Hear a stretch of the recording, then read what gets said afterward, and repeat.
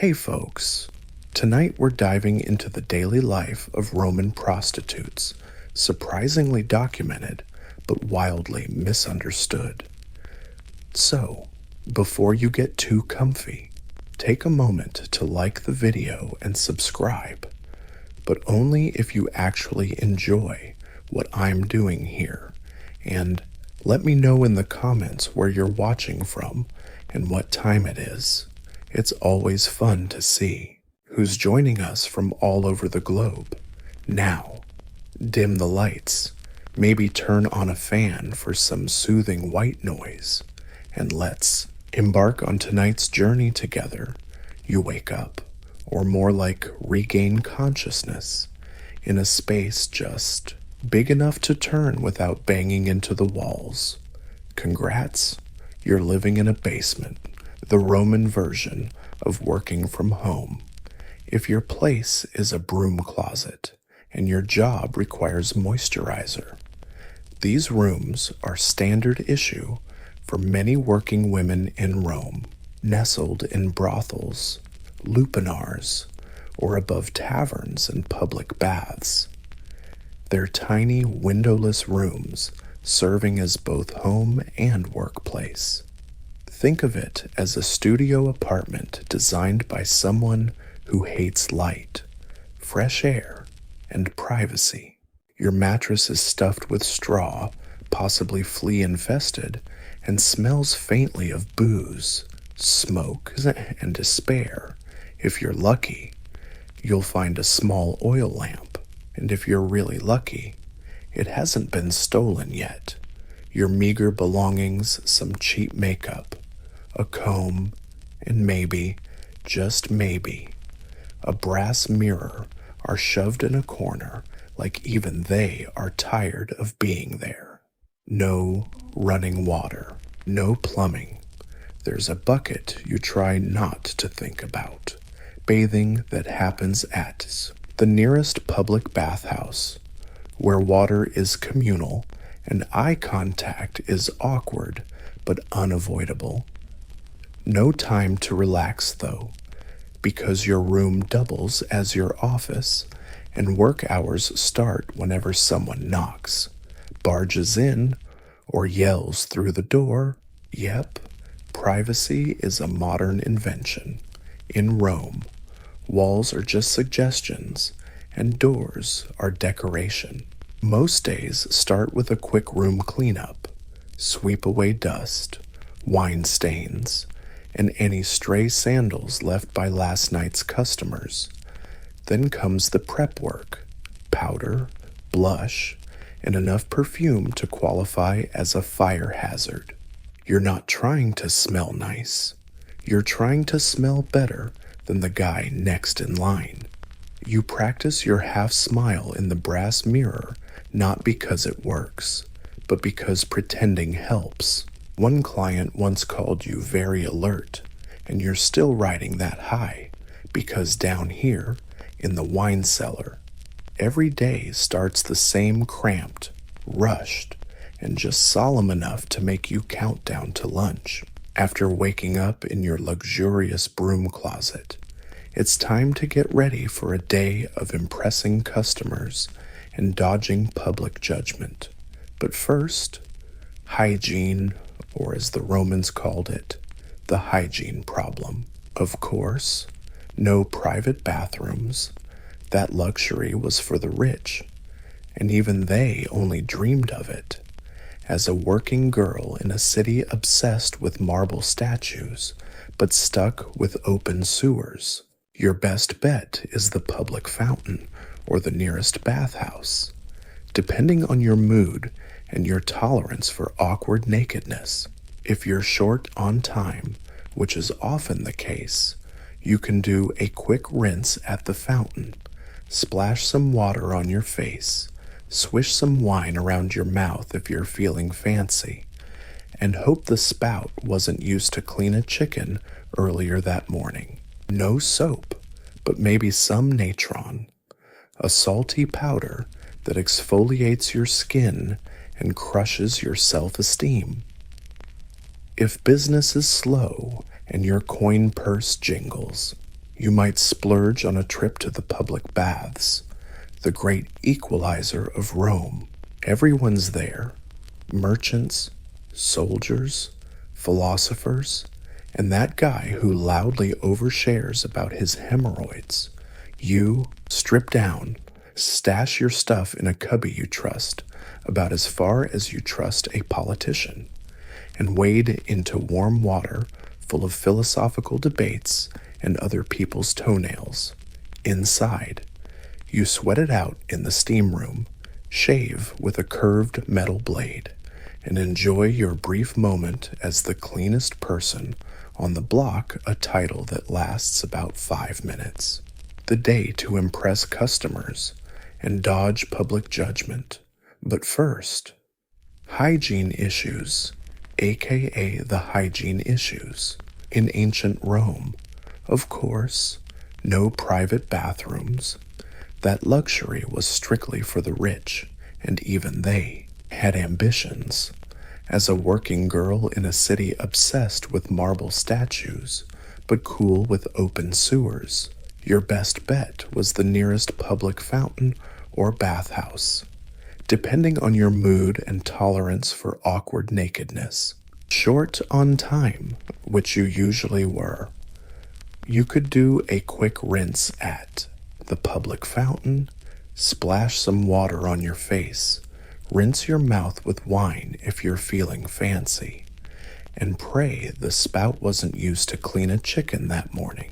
No soap, but maybe some natron, a salty scrub powder that exfoliates your skin and crushes your self-confidence. If business was slow and your coin jingled in your tiny purse, splurge on a visit to the public baths, the great equalizer of Rome. Everyone was there: merchants, soldiers, philosophers, and that one guy who loudly complained about his hemorrhoids. You undressed, stuffed your stuff into a sketchy cubby you hoped was safe, and waded into warm water filled with philosophical debates and other people's toenails. Inside, you sweated it out in the steam room, shaved with a bent metal blade, and savored feeling like the cleanest person on the block, an honor that lasted about 5 minutes. 5 minutes after your bath, you dried off, sprayed some perfume, and tried to remember if anyone had invented deodorant yet. They hadn't. Minute after your shower, you dry off, spray on some perfume, and try to remember if anyone's invented deodorant yet. Spoiler alert: nope, not yet. To finish the look, slap on some face powder, a bit of blush on cheeks and lips, and brown powder around your eyes. Not to highlight your beauty, but to hide the exhaustion. Clients don't want to see a woman who's already worked with 3 senators and a sailor before lunch. They want mystery, charm, and someone who doesn't smell like old lentils. Now that you're freshened up, or at least smell like it, it's time to dress up. Roman society had complicated fashion rules, but one outfit made things crystal clear: the women's toga. Yes, the toga, that long white robe we picture senators, emperors, and frat parties wearing. But here's the kicker in Rome: a woman wearing a toga wasn't making a political statement. She was doing business. It was a neon sign screaming, "I'm not a respectable midwife, and I'm open for negotiation." Real Roman ladies wore layered dresses that said, "My husband manages my dowry, and I'm in bed by 9. Prostitutes, by law, weren't allowed to wear cloaks and had to wear togas, usually short, brightly colored, and purposely flashy. Think less Greek goddess, more look at me across the forum. This style came with cheap jewelry, copper or glass beads, maybe some showy earrings. Elegance wasn't the goal. Visibility was when you're competing with 20 other women within a 100-meter radius. Subtlety is a luxury you can't afford. Shoes, maybe simple sandals, or sometimes barefoot depending on the place and budget. Comfort wasn't top priority. You'd spend most of your day standing, walking, and occasionally running from a bad client or an overzealous moral crusader. Hair was another challenge. Roman prostitutes often curled and dyed their hair, sometimes wore wigs, especially blonde ones imported from Gaul. Blonde hair had a weird allure in Rome, like fancy imported soap, but way more vivids. And don't forget the finishing touches, makeup. Light powder to contrast red lips and cheeks. Dark charcoal eyeliner, too, make the eyes pop, or at least look a little less sleep-deprived. Once fully dressed, you'd stand out, and that's the whole point. In a city of 1,000,000, your outfit was your business card. If it made you look bold, shocking, and financially stable, congratulations. You were ready for another glorious day of being judged by society while still being sponsored by society. So you're dressed, made up, perfumed, and hopefully not too drunk. Now for the fun part, hustling business in a city where everyone wants sex but pretends to be shocked when it's advertised. In ancient Rome, marketing wasn't subtle. No flyers, no websites, and definitely no brand consultants. If you wanted clients, you had to be seen, loud, or immortalized in graffiti, ideally. All three. Let's start with location strategy. If you worked in a lupanar brothel, your office was built to be noticed. Brothels were usually near baths, markets, or drinking spots. Basically, anywhere people might be sweating, bored, or easily persuaded. Think ancient foot traffic optimization.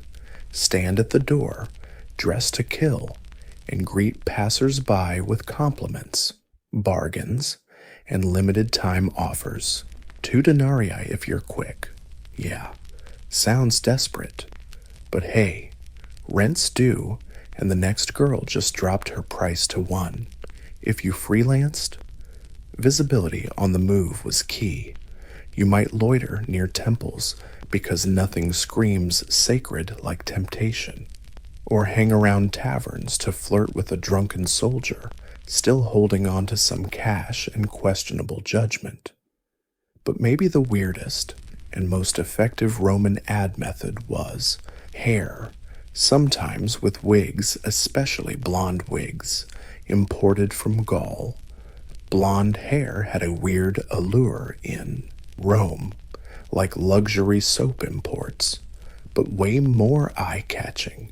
And don't forget the finishing touches, makeup, pale powder for contrast with red lips and cheeks, dark charcoal eyeliner to make your eyes pop, or at least make you look less like you just pulled an all-nighter. Once fully dressed, you'd stand out, and that was the whole point. In a city of 1,000,000 people, your outfit was your business card. If it made you look bold, shocking, and financially capable, congratulations, you were ready for another glorious day of social judgment, all while getting society's approval and funding. So you dressed up, put on makeup, sprayed perfume, and hoped you weren't too drunk. Now for the fun part, hustling business in a city where everyone wants sex, but acts shocked when they find out it's for sale. Ancient Roman marketing was not subtle. No flyers, no websites, and definitely no branding consultants. To get customers, You had to be seen, be loud, or be immortalized in graffiti. Best if you nailed all three. Let's start with location strategy. If you worked in a brothel, your office was designed to be unmistakable. Brothels were usually near baths, markets, or drinking spots. Basically, anywhere people were sweating, bored, or easily persuaded. Think of it as optimizing foot traffic. Ancient style, stand at the door, dress to kill, and greet passers-by with compliments, negotiations, and limited time offers. 2 denarii if you're quick. Yeah, it sounds desperate. But hey, rent's due, and the next girl just dropped her price to 1. If you freelanced, visibility on the move was key. You could hang around temples. Nothing inspires the sacred like temptation, or lurk near taverns to flirt with a drunken soldier still, clutching some coins and questionable judgment. But maybe the weirdest and most effective Roman advertising was wool graffiti. Yep, Pompeii immortalized the genius of ancient street marketing. Brothel walls were plastered with handwritten reviews like Maridamus gave me. The ancient version of street marketing. Brothel walls plastered with handwritten reviews like Maridamus gave me. The best time of my life or Felicia serves real quick, not just vandalism. Folks, this was ancient Yelp unfiltered, unmanaged, and oh so public. Some women even paid others to write their names and specialties in prime spots, usually near the tavern entrance or on a pillar. Others let customers do the writing, and as you might guess, the content ranged from glowing praise to baffling haikus about, well, you know. Some people tried to talk about their poetry, which honestly was worse when free. You'd sit near the entrance, rocking the I'm flirting, but emotionally checked out face while calling after passers-by. Marketing, ancient style. All this makes one thing clear. A prostitute's survival depends just as much on marketing as on skill. If no one knows your name, your rates, or how enthusiastic you are, someone else will snatch up the business. Because in ancient Rome, just like now, success didn't always come down to talent. Sometimes it was just better PR. So, you've advertised yourself, got the outfit, eyeliner, and enough fake cheer to pass muster. Now, let's talk prices. The part where ancient Rome pretended to have a free market while quietly judging you. Let's be clear. No solidarity here. Prices were set by supply, demand, discerns, and whatever you'd accept before someone else traded you for an old loaf of bread. For manual laborers, or folks living in cheap slums, prices could be as low as a couple of donkeys. A small copper coin, not even enough to buy. A glass of wine. Yep. Some customers paid less than the cost of a decent lunch. If you're feeling down, remember some women accepted food, sandals, or even vague promises in exchange for their services. Yeah, in a city with coinage worth an empire, prostitution still existed. On the flip side, high-end prostitutes, often called meretrices, worked like luxury brands. These ladies could charge silver denarii, sometimes multiple times per client, especially if they had skills beyond the bedroom chatting. Music, poetry, basic smarts, anything that made clients believe they weren't just renting a body, but hiring a refined taste. Some prostitutes even had niches not architectural niches, but marketing niches. Maybe you specialized in sailors, or did erotic dances, or read poetry while performing. Don't laugh. Maybe Ovid inspired somebody. The more unique your brand, the less likely you were to be replaced. Returning customers might get a discount or not. Totally depended on whether they paid on time or smelled like fermented cabbage, and if you worked for a madam or a brothel owner. A big chunk of your earnings disappeared before you saw a single coin. Some women were enslaved, meaning no pay at all, just food, shelter, and a vague promise that maybe, someday, they might buy their freedom if they somehow hit the Roman jackpot. Welcome to the Lupanar, a Roman brothel, not fancy, but walled in, which made it feel more respectable than working behind a tavern. Technically a business, realistically, a sweaty stone maze of bad decisions. The term lupanar comes from lupus, meaning she-wolf, which Romans used as slang for prostitute. Yep. Your job title was basically a comparison to an animal. Not exactly powerful, but at least consistent. Most lupanars were cramped two-story buildings, squeezed between baths and bars, perfect for snagging customers from drunken senators and sailors off the ships. Inside, you'd find a narrow hallway lined with tiny rooms, each with a stone bed, a thin mattress, and just enough space to reconsider your life choices. No doors, just curtains making it semi-private. Privacy was reserved for rich madams. You'd see damp sheets and hear snores echoing through the workroom walls. Of course, you weren't alone. A proper lupanar had several working women and an interesting parasite called the Leno, or Madame Lena. Their job was to take a cut of your income, promise repairs that never happened, and occasionally shout stuff like, "Move faster, he's important."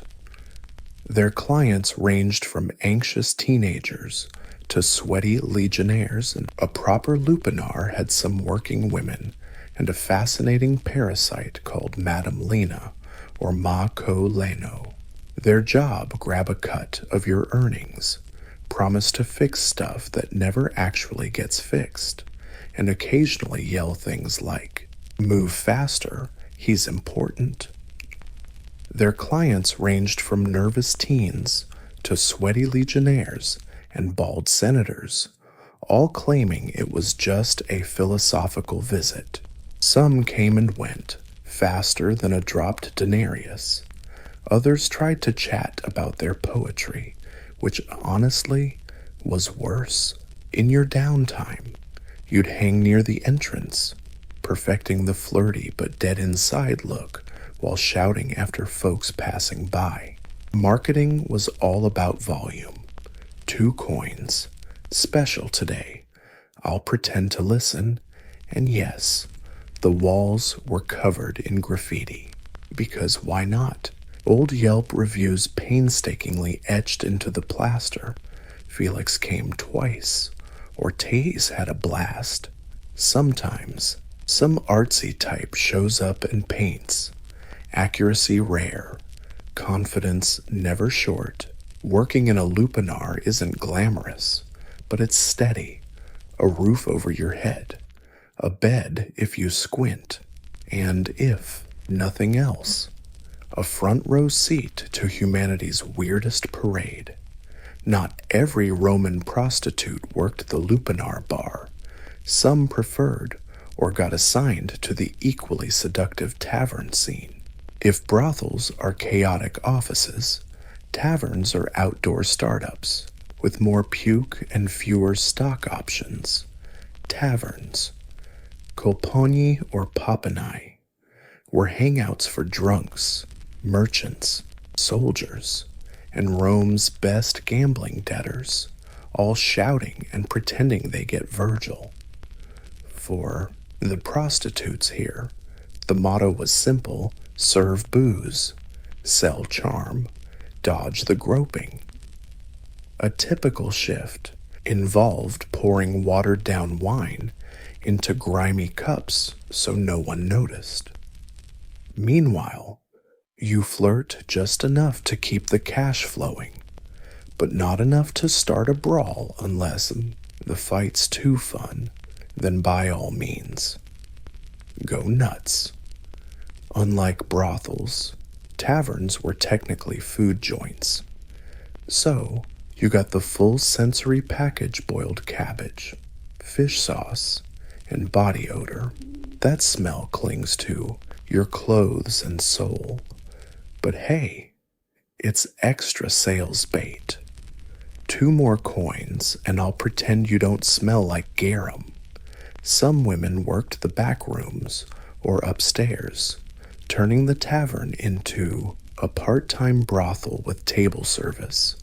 Others kept things casual, just hanging out, waiting, and dropping suggestive compliments like nice toga, looks clean.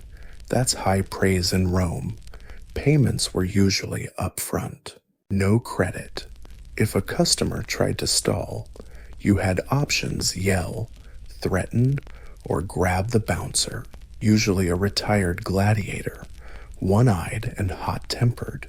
Upside taverns had more customers and sometimes better tips.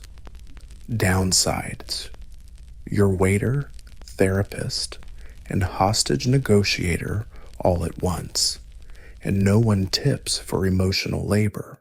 Plus, there's the endless soundtrack of shouting, dice clacking, liars trying to impress women, and occasional debates about who invented democracy.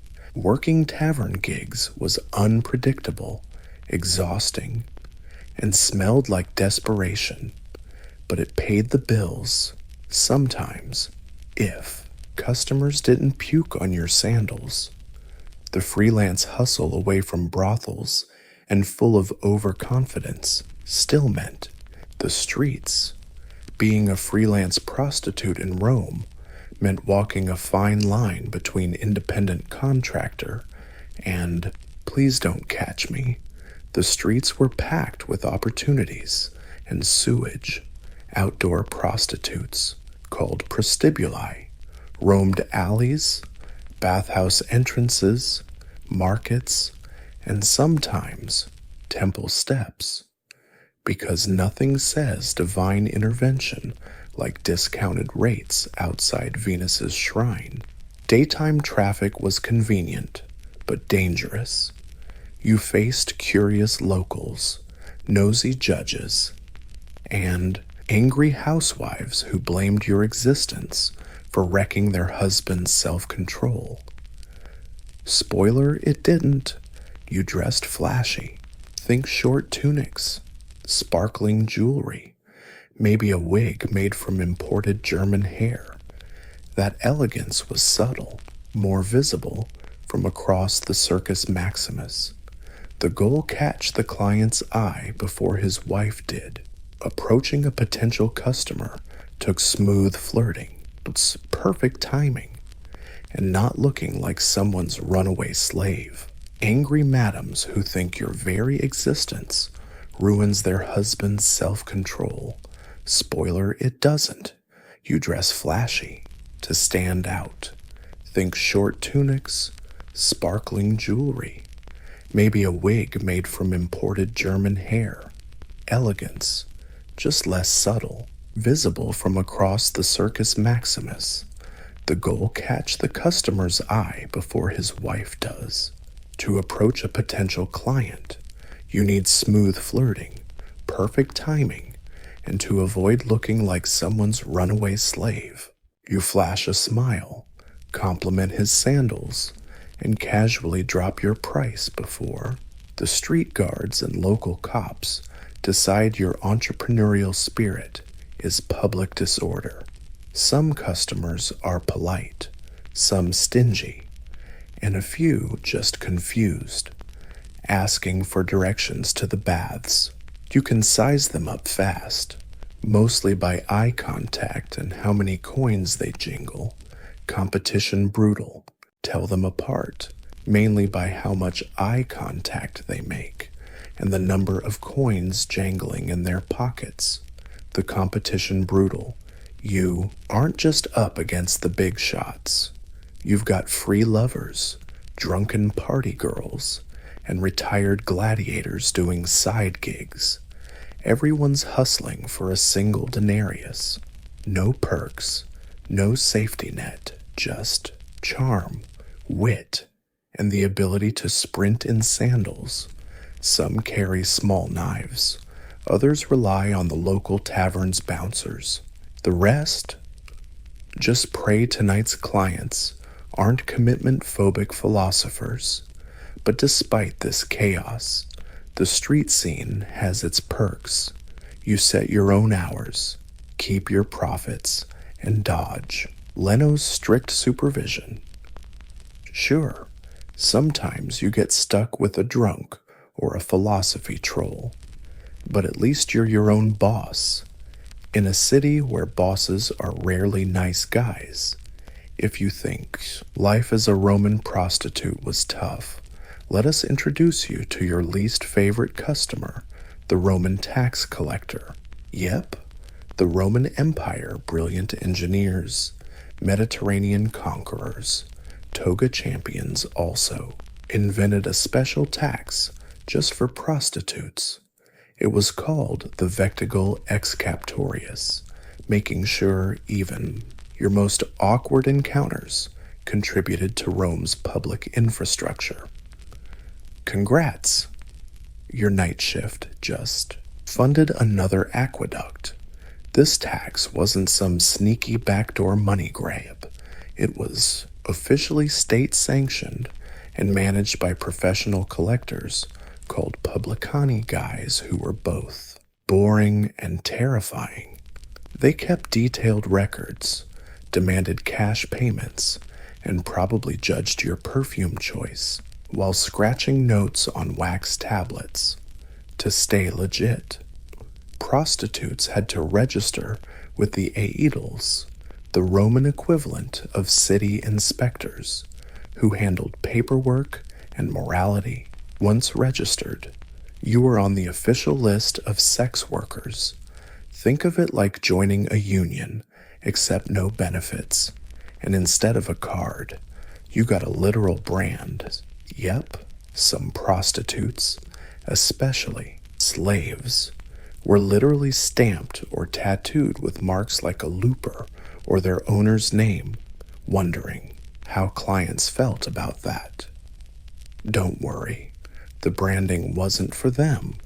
It was to make sure you couldn't fake respectability later on. In dodge taxes, the fee changed depending on location, class, and whether your client was a sad senator or a discount gladiator, but it always hurt. You paid per act or weekly, depending on the area, and there was no deduction for emotional labor, awkward silences, or existential dread. Refusing to pay could get you fined, arrested, or banned from working. Enforcement was patchy, especially if you paid under the table or knew how to flirt. But for a stigmatized profession, this tax was just pouring gasoline on the fire, basically. Rome was saying, we don't approve of your lifestyle. Also, give us 10%. But hey, look on the bright side. At least you could proudly say your hard work was helping fund another temple, maybe dedicated to some goddess who still hasn't answered your prayers. In Rome, being a prostitute meant you were legally allowed to exist, but socially allowed to be judged non-stop. Yeah, prostitution was legal, taxed, regulated, even registered. But that didn't stop senators, priests, and philosophers on the council from telling you exactly how much they disapproved, usually while unzipping their coats. Enter the morality police, not some official baton-wielding squad, but a sprawling, unpaid network. Fire, basically. Rome was like, we don't approve of your lifestyle. Also, hand over 10%. But hey, silver lining, at least you can proudly say, your hustle helps fund another temple, probably dedicated to some goddess who's still ignoring your prayers. In Rome, being a prostitute meant the law tolerated you, and society gave you a lifetime subscription to judgment. Yep, prostitution was legal, taxed, regulated, even registered, but that didn't stop every senator, priest, and philosopher in town from telling you how much they disapproved, usually while zipping up their coats. Enter the morality police, not a full-on riot squad, but a vast unpaid network of senators, priests, bishops, and writers, all convinced their sacred duty was to shame you while enjoying your work behind closed doors. Leading the hypocrisy food chain was the Roman Senate, an elite older crowd hell-bent on preserving Roman virtue, a concept they mostly defined as anything we don't catch them doing. Many openly condemned moral decay, while secretly keeping tabs on every brothel, from the forum to the suburbs. Next up, the aedles. The idea they usually define is anything we're not caught doing. Many of them openly condemn moral decay, while secretly spying on every brothel from forum to suburb. Then there were the aedles, the real Roman officials who enforced cleanliness, order, and decency laws. Their job was managing brothels, inspecting the joints, and sometimes fining women for being too obvious about their work, which, surprise, surprise, was actually required by law. You just can't make it more subtle, even if you try. Writers like Juvenal and Seneca had a field day roasting prostitutes in their poetry, lumping them in with greedy merchants, loud women, and book-reading horrors. Yet, these writers gave such vivid, detailed descriptions of brothel life. You'd think they'd done some serious field research. Even the respectable wives of Rome's upper class joined in on this judgment. Of course, they wouldn't talk to you, but they'd pass your street corner with eyes that could disinfect a whole fig tree. Some even petitioned for laws banning prostitutes from wearing jewelry or entering public baths, which is a shame because many of their husbands treated bathhouse visits like a second job. Being a prostitute in Rome came with some occupational hazards disease, injuries, and whatever the sailors from Brundisium left behind. Welcome to the health and body chapter, where the only prescription is hoping you survive. Let's start with the biggest problem, wood membrane disease. Ancient Rome had no germ theory, but they knew some men left you with more than a coin purse and a bad poem. Roman texts describe symptoms ranging from relentless itching to stuff that absolutely should not be falling out. Medical advice was usually a mix of vinegar washes, herbal ointments, and desperate prayers to Venus. Pregnancy was another constant worry. No birth control pills, but there were other options if you were Brave enough and hid the budget, prostitutes used natural contraceptives like sulfur, a now extinct plant famous for being over-harvested for exactly this use, animal intestines as crude condoms, and wool pads soaked in herbal mixtures. Effectiveness, somewhere between maybe and miracle. If pregnant, things got complicated. Some women carried and raised kids, often right inside the brothel. Others sent newborns to orphanages or, worse, abandoned them on the streets. Infanticide was illegal. But turning a blind eye, that was basically a civic duty. For everyday ailments, muscle aches, cuts, memory loss from stress, the cure was usually booze, opium, or a slap from a maid to stop the whining. If that failed, you could visit the temple of Asclepius and sleep on the floor, hoping for a healing dream. Ancient healthcare culture wasn't about spa weekends, but mysterious power naps with side effects. Infections were common. Hygiene was an ambitious problem. No gloves, no disinfectants, and absolutely no hand washing before poking fingers where they shouldn't go. And don't forget the emotional toll.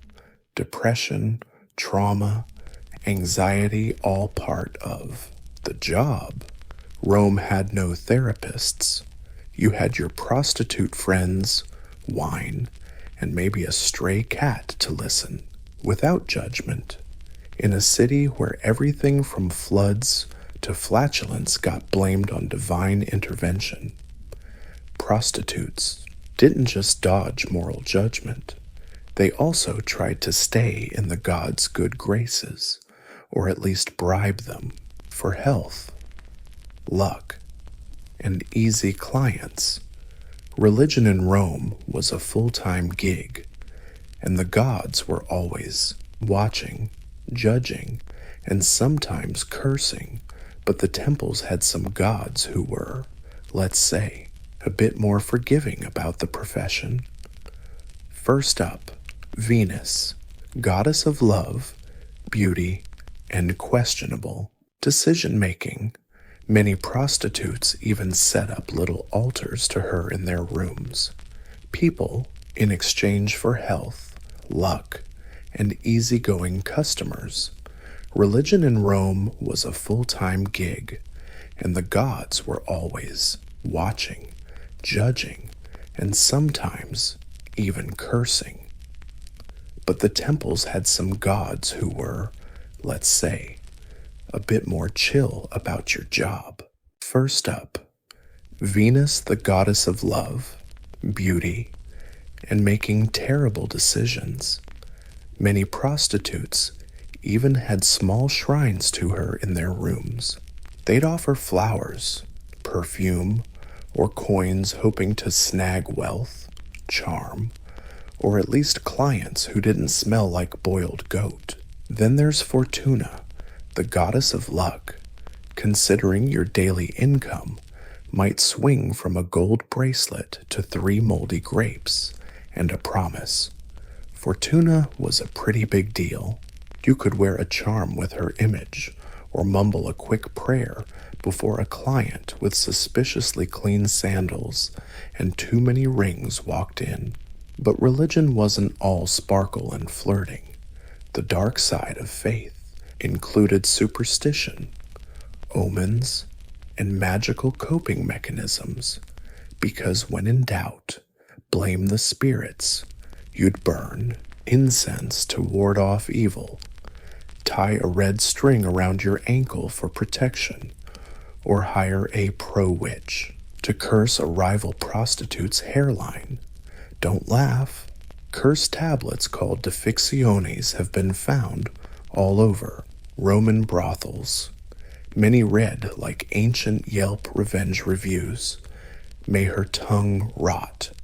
May her clients dry up. May she trip and fall into a pile of donkey poop. If you ended up enslaved, you could still pray to Mercury, god of commerce and deals, because honestly, your life was basically a long receipt, and if you were lucky enough to save up for freedom, Libertas, goddess of liberty, got her own altar and a candle that cost a little extra. All these spiritual efforts weren't just tradition, they were survival tactics. When Rome threw judgment, sickness, and rude senators at you, the gods were basically your HR department, mostly useless, occasionally helpful, and always accepting bribes. Love in the Roman sex work world was complicated, at best, a pleasant illusion, at worst, a financial debt in a fancy dress. Clients always loved or claimed to love you, usually after 3 drinks and a half-hearted monologue about their mother. Some were sincere, some drunk, and some just trying to haggle. But babe, you're different, they'd say, gripping your hand like a tragic poet, and you'd nod politely, silently calculating how much they still owed you. Some workers actually played along, or at least faked it. Emotional labor was part of the package. Smile. Listen. Pretend his toga didn't smell like desperation. With a few clients, you might even develop something real, attachment, affection, or just mutual exhaustion. But usually, romance was a dangerous distraction, especially when you remembered Rome legally branded you as infamous, meaning no legal marriage to a citizen, even if you wanted to. That didn't stop people from trying. There are stories of prostitutes falling for regulars, promised freedom, marriage, a house with a garden, only to be dumped when a woman with better eyeliner walked by. There were also clients who genuinely adored their favorite companion, showering her with gifts, poetry, and sometimes even real freedom, a legal act freeing slaves. These stories were real but rare exceptions, not the rule. Among same-gender sex workers, real relationships were easier to find. 2 women working side by side, enduring the same insults, sharing the same lice. Some friendships became sisterhoods. Others quietly turned romantic beneath the Roman patriarchy, which believed women could only love men with sword collections. And, of course, there were the lies you told yourself, that one day you'd quit, that your best client would really take you away, that if you saved a bit more, you'd open a perfume shop in Ostia and never look back. Maybe not true, but in Rome, everyone had illusions. Yours just came with better lighting and lower expectations. In the Roman sex trade, beauty was currency and youth the exchange rate. So, what happens when rosy skin fades? Clients stop sticking around, and your joints start cracking louder than your earrings. Simple, you're old. You get older, but you don't disappear.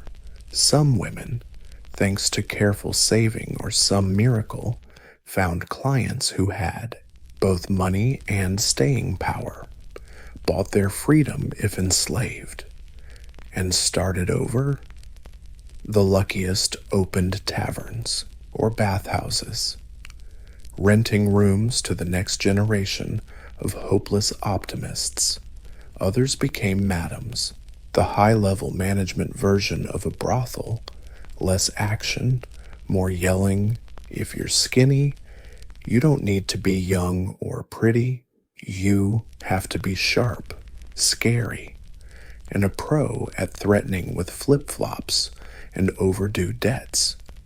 You manage schedules, keep the books, and make sure the curtains are just the right amount of creepy.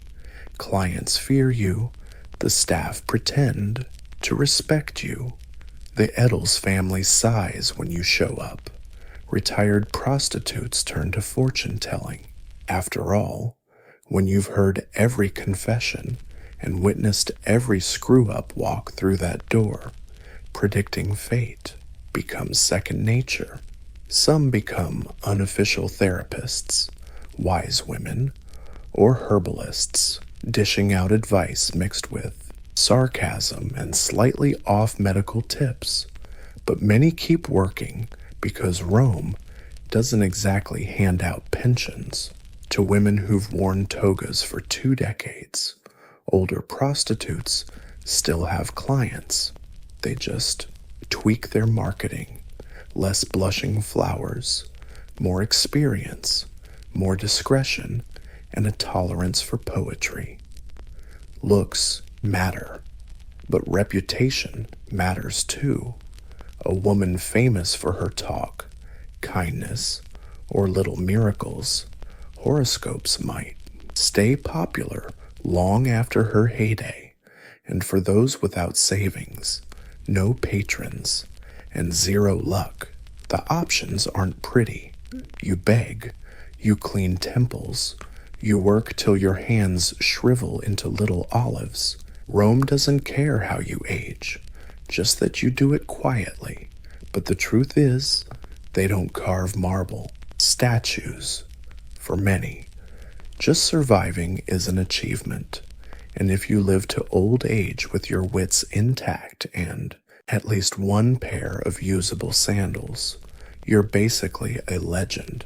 When people think of ancient Rome, they imagine marble statues, grand speeches, and emperors with questionable family trees.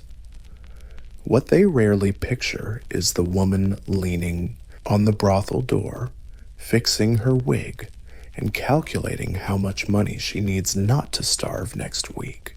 Roman prostitutes didn't just work in the shadows. They're recorded in history, carefully edited out of noble stories, so school kids can learn about aqueducts without awkward questions. Yet, they pop up everywhere in graffiti, legal records, satire, poetry, love letters, curse tablets, and receipts. Yes, actual receipts. They were an essential part of Roman daily life, even if society treated them like wallpaper spreading moral decay. What history often gets wrong is assuming these women were helpless victims or immoral seductresses. In reality, many were smart, adaptable, and arguably better at business than half the Senate. They knew how to read clients, negotiate terms, dodge danger, and make a living in a city that cheered on gladiators and stoned anyone wearing the wrong shoes. And not all were the same. Some were slaves. Some were free. Some served the rich. Others anyone with 2 coins and slightly bad breath. Some hated every second. Others found little pockets of power and routine. Most existed somewhere in between, like everyone in Rome. Pretending they weren't exhausted, their stories rarely came from them. Instead, poets, hunting metaphors, moralists clutching pearls, or archaeologists piecing together. Scrawls on Pompeii's walls told their tales, but the remarkable thing is they still show up in stone carvings, snarky graffiti, laws, loopholes, and random mentions in love poems. These women were erased from glory, but not from reality. They worked, joked, hustled, cried, and endured, all with no marble statues, no gold-plated tombs, just faint ink lines on crumbling walls. Maritima was here, and worth every penny. So next time someone praises Rome's glory, remember behind every toga-wearing philosopher is a working girl who kept the economy and the gossip alive. In the Viking world, war was always present, along with wounds, deep sword cuts, axe injuries, broken bones, and burns from fire and frost, whether on the battlefields or back in the village. It was Leknir, the healer, who was called to treat the wounded. This person was a respected member of society, combining practical knowledge of herbs that packed a serious punch. Among the most trusted herbs in a Viking healer's toolkit was yarrow, also known as milfoil, famous for stopping bleeding. Yarrow was a staple all over Northern Europe. Viking healers would crush the leaves and slap them right onto wounds, either solo or mixed with sap. Yarrow acted like a natural band-aid, stopping blood flow and fending off infection. People believed it had sacred powers, with legends tying its magic to Odin himself. Making these remedies wasn't just a science, it was a cultural ritual. Healers might rinse wounds with boiled water brewed with antiseptic herbs, apply crushed yarrow, then wrap the injured skin tight with linen or animal hide. Sometimes they even threw in prayers, begging the gods for protection or healing. Healing wasn't just skin deep, it was spiritual too, beyond battlefield wounds. Yarrow was brewed into tea. Its flowers and leaves could bring down fevers, soothe digestion troubles, or ease menstrual cramps. This plant was the Swiss Army knife of herbs, popping up everywhere. Viking homesteads grew yarrow in fields near rivers or small gardens tended by the women of the family. These healers had deep environmental smarts. They knew which plants came up when, how to harvest them right, and how to store them for those long, dark winters. This knowledge passed down through generations, usually from mother to daughter or elder to apprentice. These traditions blended Germanic herbal laws with the rich mythology of the Norse cosmos. In a world without hospitals or modern antibiotics, the skill of healers and the power of plants like yarrow were essential for survival and keeping warriors tough. While yarrow healed bleeding wounds and skin injuries, fighting infection required deeper remedies. One of the most revered herbs for this was Angelica. Angelica archangelica, a tall, fragrant plant with hollow stems and umbrella-shaped, white-green flowers. It thrived in Scandinavia's chilly climate and was so prized it was grown in monastery gardens long after the Viking Age ended. Angelica held a central spot in early Norse medicine, valued for its broad healing powers. Viking healers used its roots, leaves, and seeds to make various medicines. Usually, the roots were dried and brewed into a decoction to fight internal infections. It was known to warm the body, stimulate circulation, cleanse the blood, and reduce inflammation. Angelica's antiseptic qualities were crucial for treating infected wounds, especially those neglected or exposed to dirt and rot. Healers could crush the roots and mix them with animal fat or beeswax to make salves, then slather them on pus-filled wounds, taken as tea or tincture. Angelica helped fight respiratory infections, fevers, and digestive issues, pretty much life-threatening stuff back when antibiotics didn't exist. But Angelica's power went way beyond just physical healing. In Norse cosmology, some plants were believed to carry divine energy. The name Angelica, though rooted in Latin, reflects a spiritual reverence for this plant. In Christian Europe, it was thought to have been revealed by an angel to cure the plague, while Viking beliefs were more complex. They also saw some plants as gifts from the gods, healing powers for the body. In Norse cosmology, some plants were believed to carry divine energy. The name Angelica itself, though Latin in origin, reflects a spiritual reverence for the plant. In Christian Europe, people believed it was revealed by an angel to cure the plague. Meanwhile, Viking beliefs were all over the place, but they also thought some plants were gifts from the gods.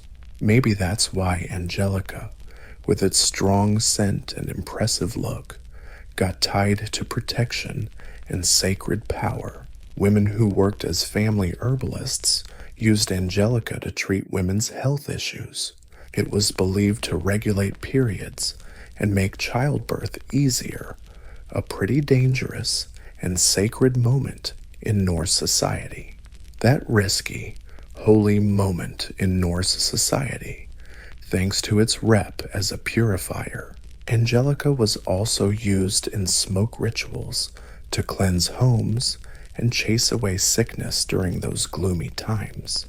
In every Viking community, from far-flung farms to bustling coastal trading towns, Angelica was the backbone of natural medicine. Its effectiveness and symbolic weight made it a trusty sidekick for healers trying to keep folks alive in a harsh, unpredictable world. When spring hit Viking lands, it brought one of the most essential remedies for fevers and fatigue: birch sap. Birch trees, all over Scandinavia, weren't just timber sources. They were living pharmacies. Vikings tapped the trees in early spring, collecting clear, slightly sweet sap as it surged up from the roots to feed the fresh leaves. This seasonal hustle took skill and timing, because sap was only good for a short window before the tree fully woke up. Healers used birch sap as a tonic for those drained by long winters, sickness, or lingering fevers, sometimes fresh, sometimes fermented into a lightly boozy health drink. It was famous for its restorative powers, packed with minerals, electrolytes, and natural sugars. Birch sap rehydrated bodies and refueled the exhausted, especially after illness or fasting, in an era without official nutrition science. Viking healers were onto something. When fevers hit, they often paired birch sap with cooling herbs like meadowsweet or yarrow. This gentle combo helped bring down body temperature while nourishing the patient. For tougher cases, the sap mixed with bitter herbs like mugwort to detoxify the body from what they thought were harmful substances. The logic: cleanse, restore, and rebalance beyond internal use. Birch trees played a role in external treatments too. Boiling the bark produced a tar-like substance with antiseptic qualities, used for treating skin infections, minor burns, and bites. Birch leaves were also tossed into saunas and steam baths to help sweat out toxins, usually alongside prayers or rituals linking body and spirit. Symbolically, the birch tree stood for renewal and purity. It was often the first tree to sprout after land was cleared or burned, making it sacred in both Germanic and Norse traditions. Using birch sap in healing mirrored this belief, breathing life back into the sick and promising recovery after hardships. For healers, birch sap was a seasonal treasure, a crisp elixir of longevity, marking the passage of time and the endurance of health in cold, often brutal lands. Viking herbal medicine, juniper earned respect for its powerful cleansing abilities, both physical and spiritual.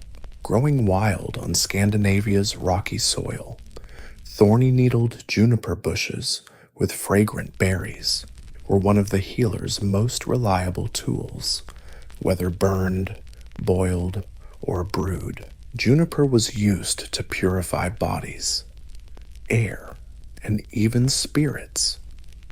Juniper berries often acted as diuretics and remedies for urinary infections. Taken as tea or decoctions, they boosted kidney function, helping the body flush out excess water and toxins. This made them especially handy for swelling, bloating, or prolonged fevers. Juniper berries also had mild antiseptic properties, tackling infections from the inside, a big deal before antibiotics were a thing. For respiratory problems, juniper smoke played a starring role.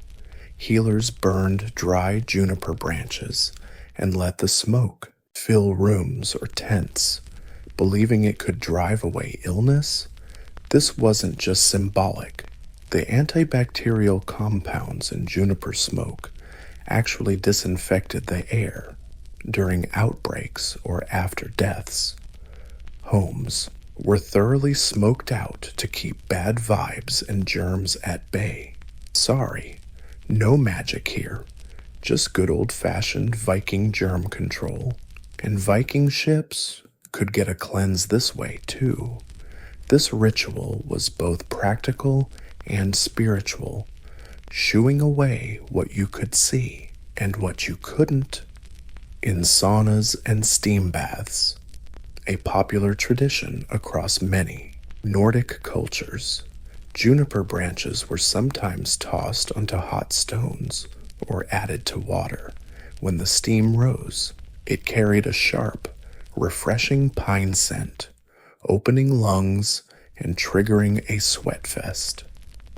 People believed this method could detox the body and balance the soul, syncing humans with nature's rhythms and health.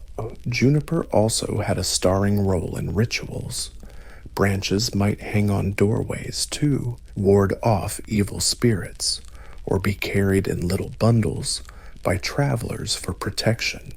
Its earthy aroma symbolized resilience, and its presence in healing reminded folks that cleansing wasn't just about invisible forces, it also tackled physical ailments.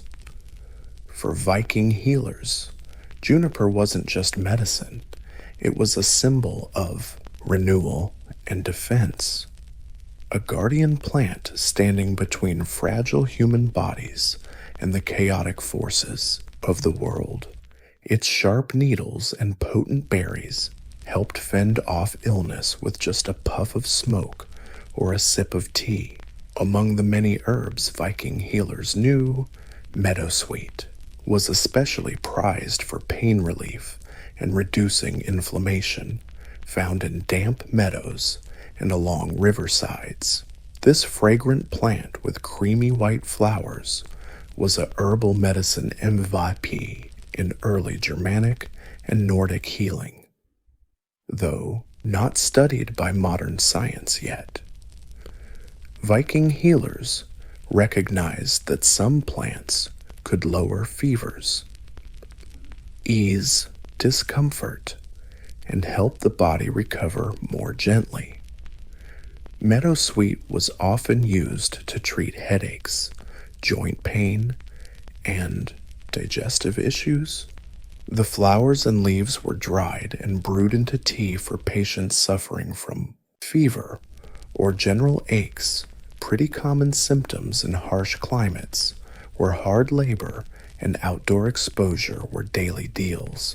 This herb's soothing effect made it an essential remedy during sickness and recovery.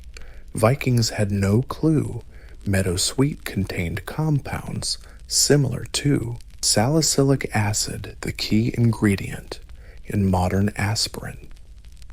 That natural pain relief explains why it was so effective and widely used.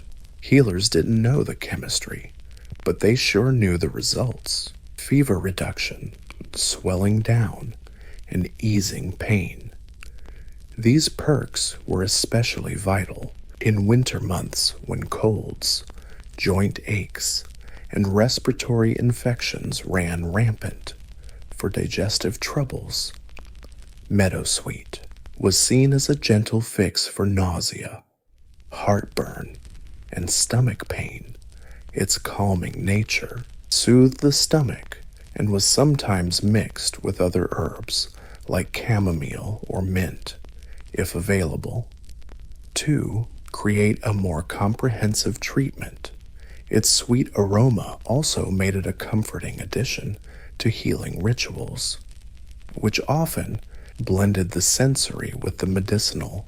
Meadowsweet's role wasn't just physical healing, its subtle, almost ethereal presence tied it to natural cycles of growth and decay, life and death.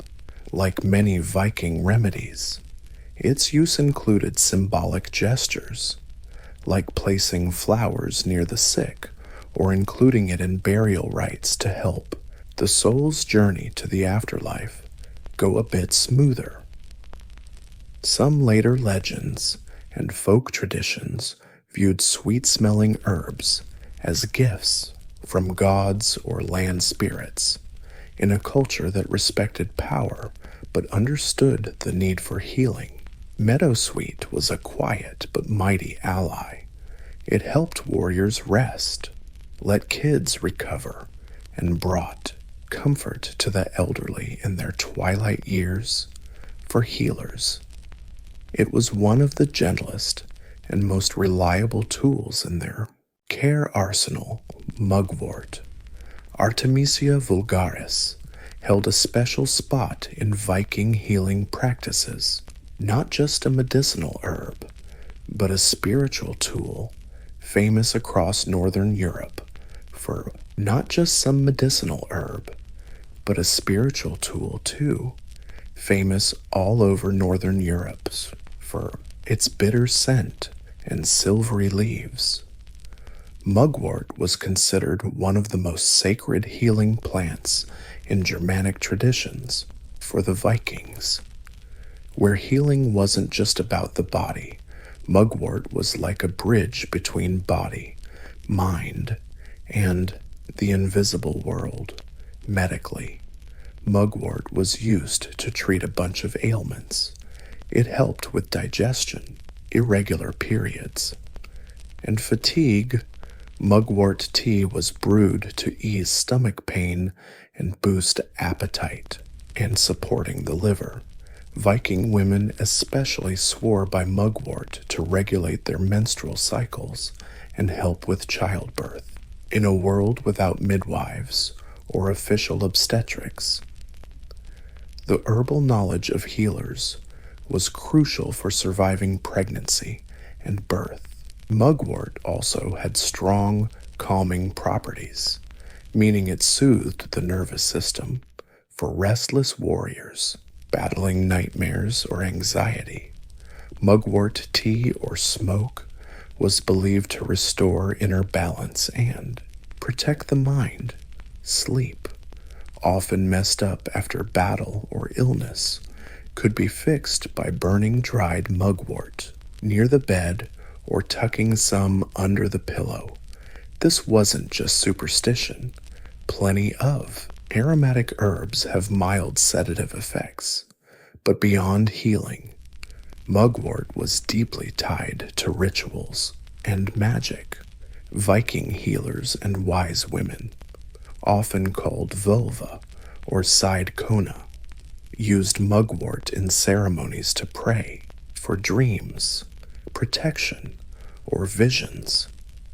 Sometimes it was burned during the making of mead, a Norse ecstatic and prophetic magic. The rising smoke was thought to carry prayers to the gods or drive away evil spirits. Healers also used mugwort in solstice rituals, seasonal changes, or emotional mourning. People might hang a bunch of mugwort on the door for protection, carry it in their pouch while traveling, or lay it on the body during healing ceremonies. Its bitter scent and strong energy made it a threshold plant, perfect for when the body or soul was in transition.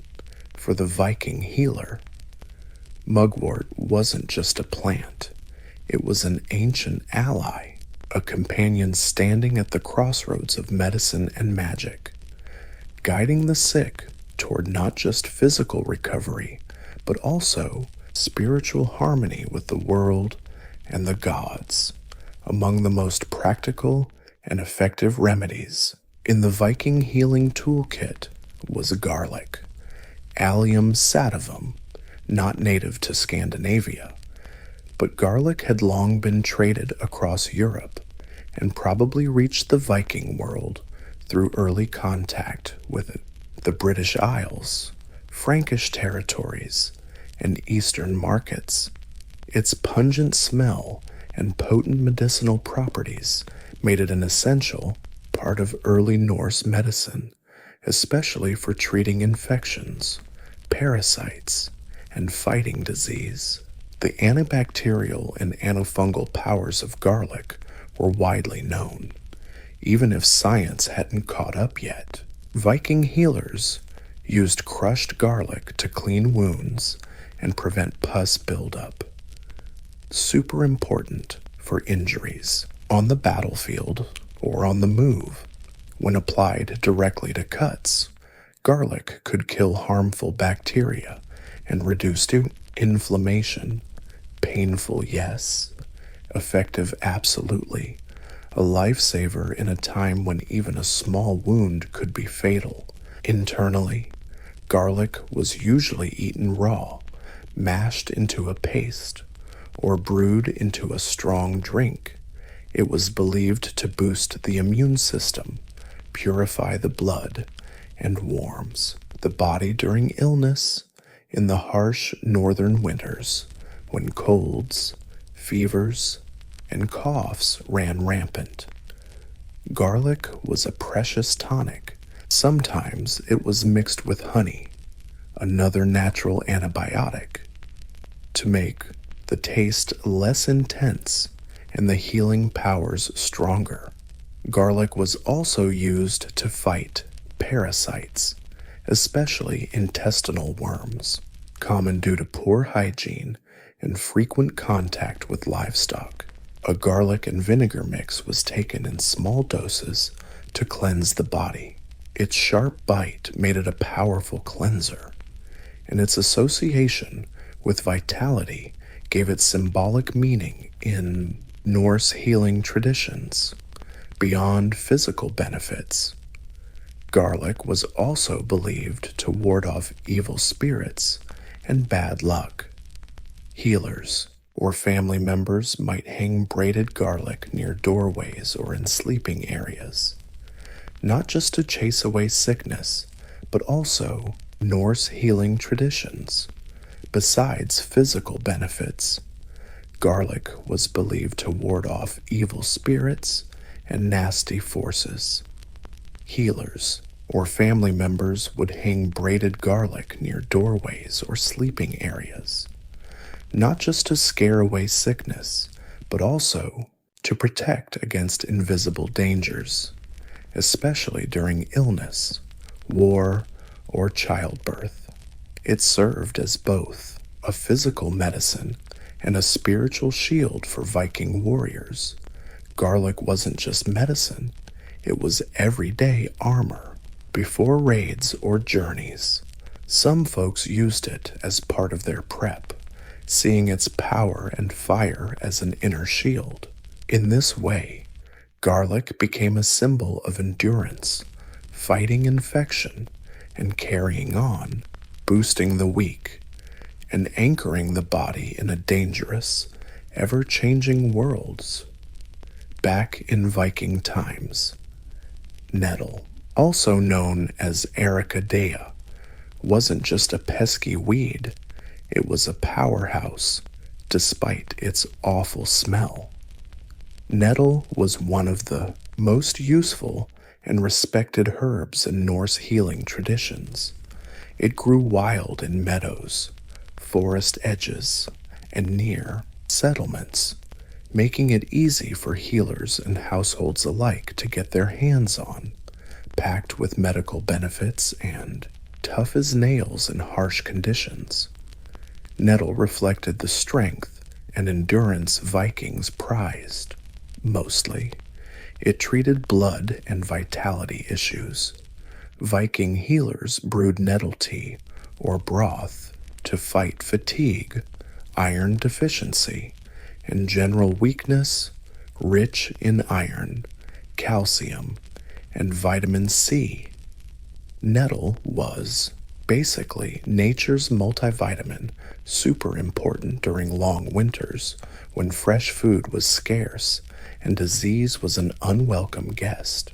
Warriors recovering from battle or kids bouncing back from fever often got nettle to regain their strength. The leaves were dried or cooked to tone down the sting before being brewed into tea. People swore these drinks cleansed the blood, boosted circulation, and helped flush out the bad stuff. Nettle was also a mild diuretic, tackling water retention and joint pain common woes for hardworking folks and elders in the community. Externally, nettle's uses got even weirder. Sometimes, fresh nettle stems were rubbed on painful limbs to stimulate circulation and ease arthritis or muscle stiffness. Ouch. Right. But people believed it warmed up cold or stiff spots on the body. This method, odd by today's standards, actually came from generations of observation and belief in nettle's life-giving powers. Beyond medicine, nettle had practical uses. Its fibers were turned into ropes, fishing nets, and even fabric, especially when flax or wool was in short supply. This dual role, feeding the body and supporting daily life, made nettle indispensable. In Viking culture, symbolically, nettle was a tough survivor. It thrived on disturbed soil and popped back up every year, no matter how much it was cut down. In Norse society, where survival demanded strength and adaptability, nettle embodied those values. For healers, it was a reminder that even the most painful things can heal, and strength often comes from what looks harmful at first. Viking herbal medicine was never officially documented back then. Instead, it lived on through word of mouth. Spells passed from mother to daughter, the gestures of wise women, and the quiet work of healers, blending tradition, observation, and faith. These practices formed a body of knowledge deeply rooted in both nature and Norse cosmology. In the Viking world, healing wasn't just fixing bodies, it was restoring balance to people, families, and the invisible ties, connecting them to the gods. Viking healers worked with whatever the land provided. They knew which herbs to pick in spring, which roots to dry in autumn, and how to store remedies through the long winters. Mugwort, angelica, birch, juniper, meadow plants, wormwood, garlic, and nettle. Each had its role, but all were part of a bigger system to understand the body in harmony with nature. Treatments were physical, sure, but also symbolic. Illness might be seen as a disruption of fate, a challenge from the gods, or an imbalance between. Viking herbal medicine was never written down officially back then. Instead, it lived on through oral tradition, in spells passed from mother to daughter, in the gestures of wise women, and the quiet work of healers, blending tradition, observation, and belief. These practices built a knowledge base rooted deeply in both the natural world and Norse cosmology, in Viking life. Healing wasn't just fixing bodies, it was restoring balance for people, families, and the invisible threads that connected them to the gods. Viking healers worked with what the land provided. They knew which herbs to pick in spring, which roots to dry in fall, and how to store medicines through the long winters. Mugwort, angelica, birch, juniper, meadow herbs, mugwort again, garlic, and nettle. Each had a specific role, but all were part of a bigger system to understand the body in harmony with nature. Treatments were physical, sure, but also symbolic. Sickness could be seen as a disruption of fate, a test from the gods, or an imbalance between the visible and invisible worlds. Women were central to preserving and passing on this knowledge in longhouses and farms. Female healers oversaw care for family and community. This knowledge in longhouses and farms. Female healers oversaw family and community care. Some took on more specialized roles, like velvet-clad seers, part healer, part prophet called upon in crises. Their work often involved sacred herbs, spiritual rituals, and calling on divine powers like Frigg, air, or Freya. Healing wasn't just a job. It was a bridge connecting mortal life and mythic worlds. But with Christianity spreading and Norse paganism fading, most of this oral tradition either vanished or got absorbed into the new religious order. Monasteries adopted and preserved some herbs and techniques, while others got tangled in superstition and fear. But even today, you can still find Viking herbal medicine's fingerprint in Scandinavian folk healing, modern herbalism, and the recent obsession with ancient plant wisdom. The legacy of Viking healers isn't just in the herbs they used, but in their worldview that nature holds power. Healing is both body and soul, and wisdom often lies with those who listen to the land. John of Arvar was born in the winter of 1412 in the rural village of Damy, a quiet little spot in northeast France, near the Burgundy border. At the time, France was torn apart by war and civil unrest. The 100 Years' War between England and France had dragged on for decades, and northern France was caught right in the crossfire. Joan was born into this chaos, daughter of Jacques d'Arc and Isabel Roux, devout peasants who raised their kids in Roman Catholic faith. Her family lived simply.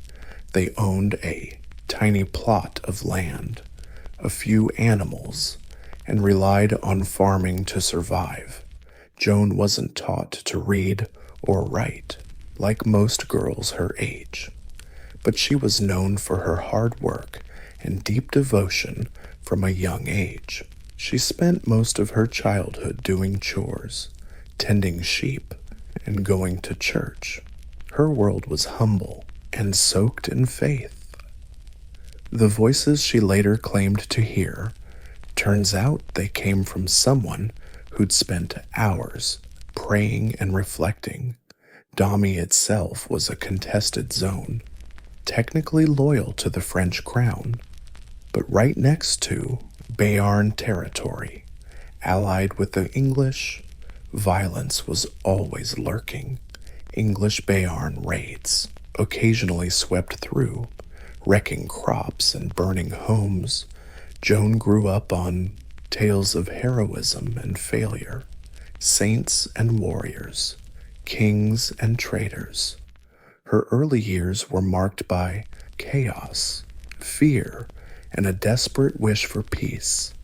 Despite the fear gripping France, her childhood wasn't without community. She was loved by the villagers and described by neighbors as kind, devout, and unusually serious for her age. She often prayed at a nearby chapel dedicated to the Virgin Mary, where she later claimed her holy mission began. These years laid the emotional and spiritual groundwork for what was to come: her faith, loyalty to the king, and life's purpose weren't shaped in royal courts, but in the fields and chapels of her village. Given her humble background, no one could imagine that this illiterate, anonymous peasant girl, barely a teenager, would one day stand before kings and lead armies and challenge empires. At 13, Joan of Arvar's life changed forever. She later testified that in the summer of 1425, while alone in her father's garden, she experienced a vision accompanied by a voice that seemed to come from the other side. At first, she was scared. The voice was surrounded by a blinding light, along with appearances of figures she identified as Saint Michael, Saint Catherine, and Saint Margaret, three powerful saints in Catholic tradition. These visions would grow clearer and more intense over time. The message was clear but very specific. She was chosen by God to help save France. More precisely, her holy mission. This message was clear but pretty extraordinary. She was chosen by God to help save France. More specifically, her sacred mission was to drive the English out of French lands and secure the coronation of Charles VII as the rightful king of France. This was truly an astonishing discovery for a young peasant girl with no military experience, no formal training, and zero social status. At first, Joan kept quiet. She kept these visions to herself, scared of suspicion or punishment, but those voices, they just kept nagging her to act. Over the next few years, she became more and more convinced her mission was legit. She doubled down on prayer, fasting, and religious discipline, believing purity and obedience were key to God's plan. By 1428, the political and military mess in France got worse. The English controlled most of northern France, and the crucial fortress city of Orleans was under siege. The Dauphin's family hadn't crowned him yet.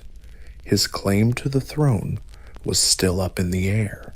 Joan, now 16, figured it was time to step up. She headed to nearby Vaucouleurs to meet the local commander, Robert de Baudricourt, with a message for the king. At first, Baudricourt and his crew laughed her off. A teenage girl claiming divine guidance. Cute, but no thanks. But Joan kept showing up, confident enough to confuse some and impress others. Eventually, after hearing about her piety and that she'd predicted a military defeat at Orleans before the news even arrived, Baudricourt relented. He agreed to send her, dressed as a man and armed, to meet the Dauphin. Joan's journey from farm girl to military envoy had officially begun, powered by visions, faith, and a stubborn sense of destiny.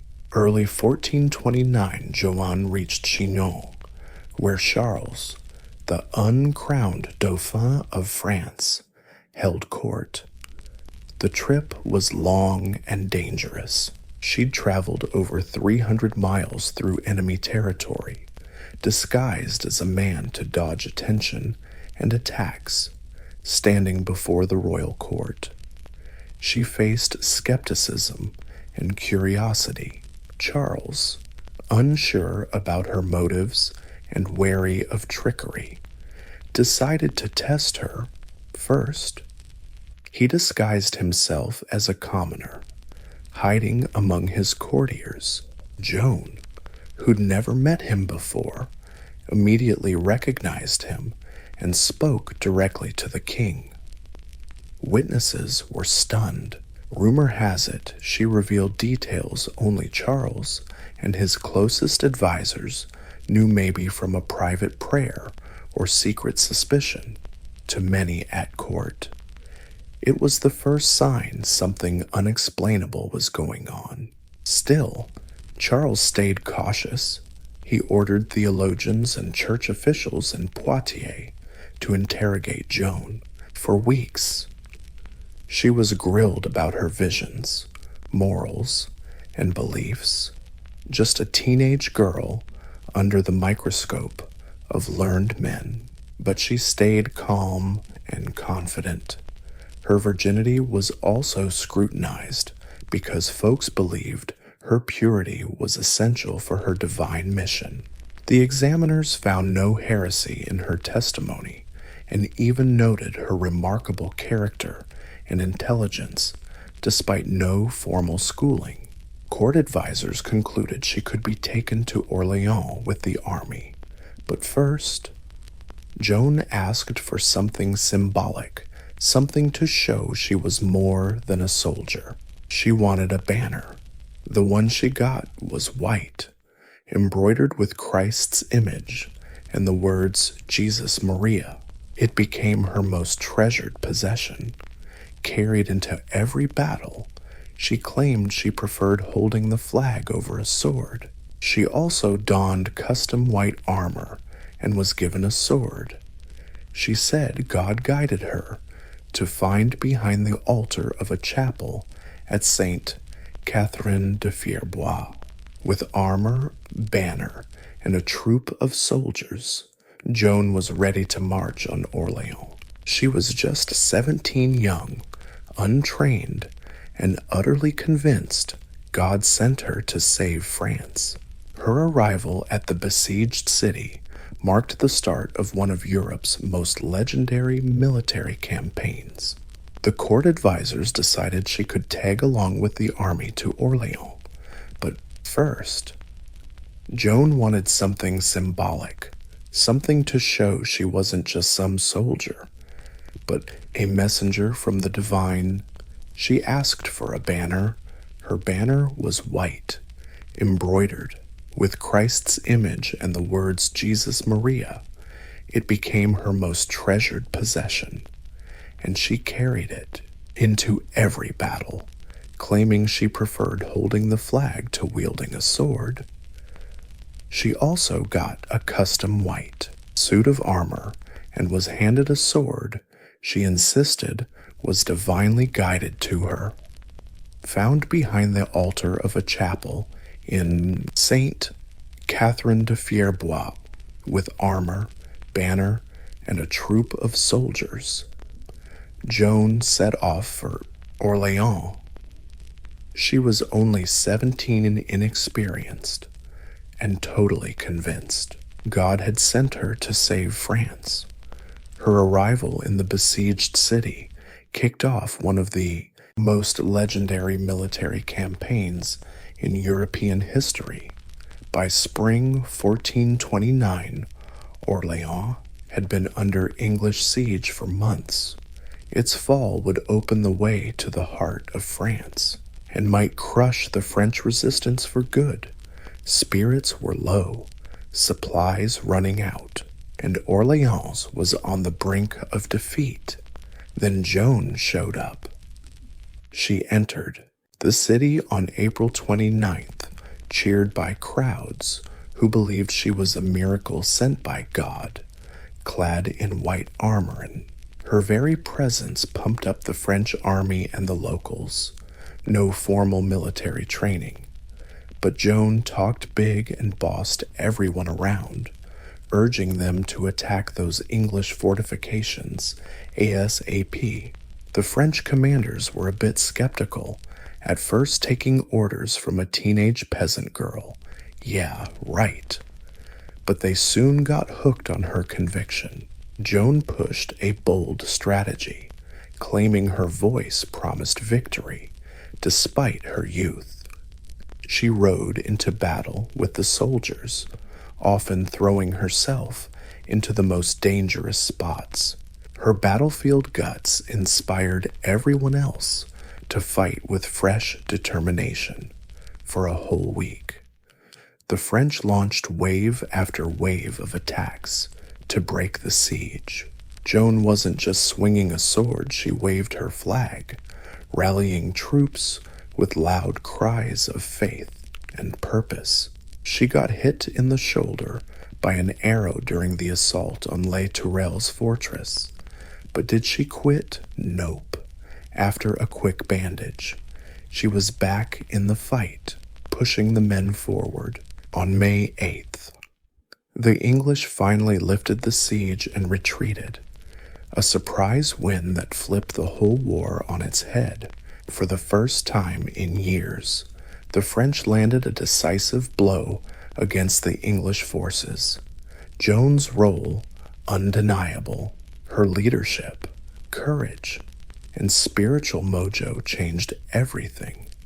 The victory at Orleans wasn't just military, it was a national awakening.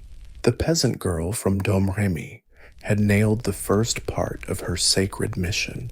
Now she set her sights on part 2, making sure Charles got crowned king at Reims, the classic coronation spot.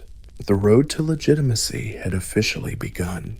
With Orleans behind them, Joan's mission shifted to a much flashier goal, Charles VII's big royal coronation. In her mind, this was no boring political event. It was a divine mandate. Charles had to be crowned at Reims, where French kings got anointed with holy oil. But here's the kicker. Reims was deep in enemy territory, controlled by the Burgundians, the English's sketchy allies. To get there, Joan and the French army had to march through hostile land. Risky heck, yes, but Joan was stubbornly confident. She believed God was clearing the path, and her faith started rubbing off even on the cautious Charles. After a few wins along the Loire Valley, Jargeau, Meung, Beaugency, the momentum was finally swinging their way. The army grew stronger as towns surrendered and spirits soared. By July 1429, Joan and the court kicked off what would later be called the Coronation Campaign. Along the way, cities and castles opened their gates without a fight. Word of Joan's miraculous streak spread like wildfire. Lots of people started believing that opposing her was basically opposing God's will. Joan's presence in the army, young, determined, riding under that white flag, gave her an untouchable aura. On July 16th, the French army arrived at Reims. After a bit of hesitation, the city leaders surrendered peacefully. The next day, inside, Rheims Cathedral. Charles was crowned King Charles VII of France. Joan stood right next to him, waving her flag high. To her, it was the fulfillment of the prophecy her voices had promised. The coronation was a victory moment for both the new king and Joan. From some backwater village, she had risen to lead armies and place the crown on a king's head. People didn't just see her as a heroine, they saw her as God's chosen messenger. Her presence turned the war from a political mess into a holy crusade. Going against the divine will, her presence in the army, young, confident, and riding under the white banner, created an aura of invincibility. On July 16th, the French army reached Rheims. After some hesitation, the city leaders surrendered peacefully. The next day, inside Rheims Cathedral, Charles was crowned King Charles, Steward of France. Joan stood by his side, holding her flag high. For her, it was the fulfillment of the prophecy from the voices she'd heard. The coronation was a victory moment for both the new king and Joan from a remote village. She rose to command an army and place the crown on the king's head. People saw her not just as a heroine, but as a messenger, chosen by God. Her presence turned the war from political struggle into a spiritual crusade, but success brought tension. After Charles took the throne, some court insiders started questioning Joan's growing influence. Politics became the new battlefield. Joan had done her job, but she wasn't done yet. Her next goal was to march on Paris. However, the support she once grabbed so easily was starting to crumble. After the coronation at Rheims, Joan of Arc pushed for a bold new target, liberating Paris, where, still firmly in the hands of the English and the Burgundians. For Joan, taking back the French capital wasn't just a political move. Part of her holy mission was to restore France completely to her rightful king, but not everyone shared her sense of urgency. King Charles VII, fresh on the throne and playing it safe politically, hesitated.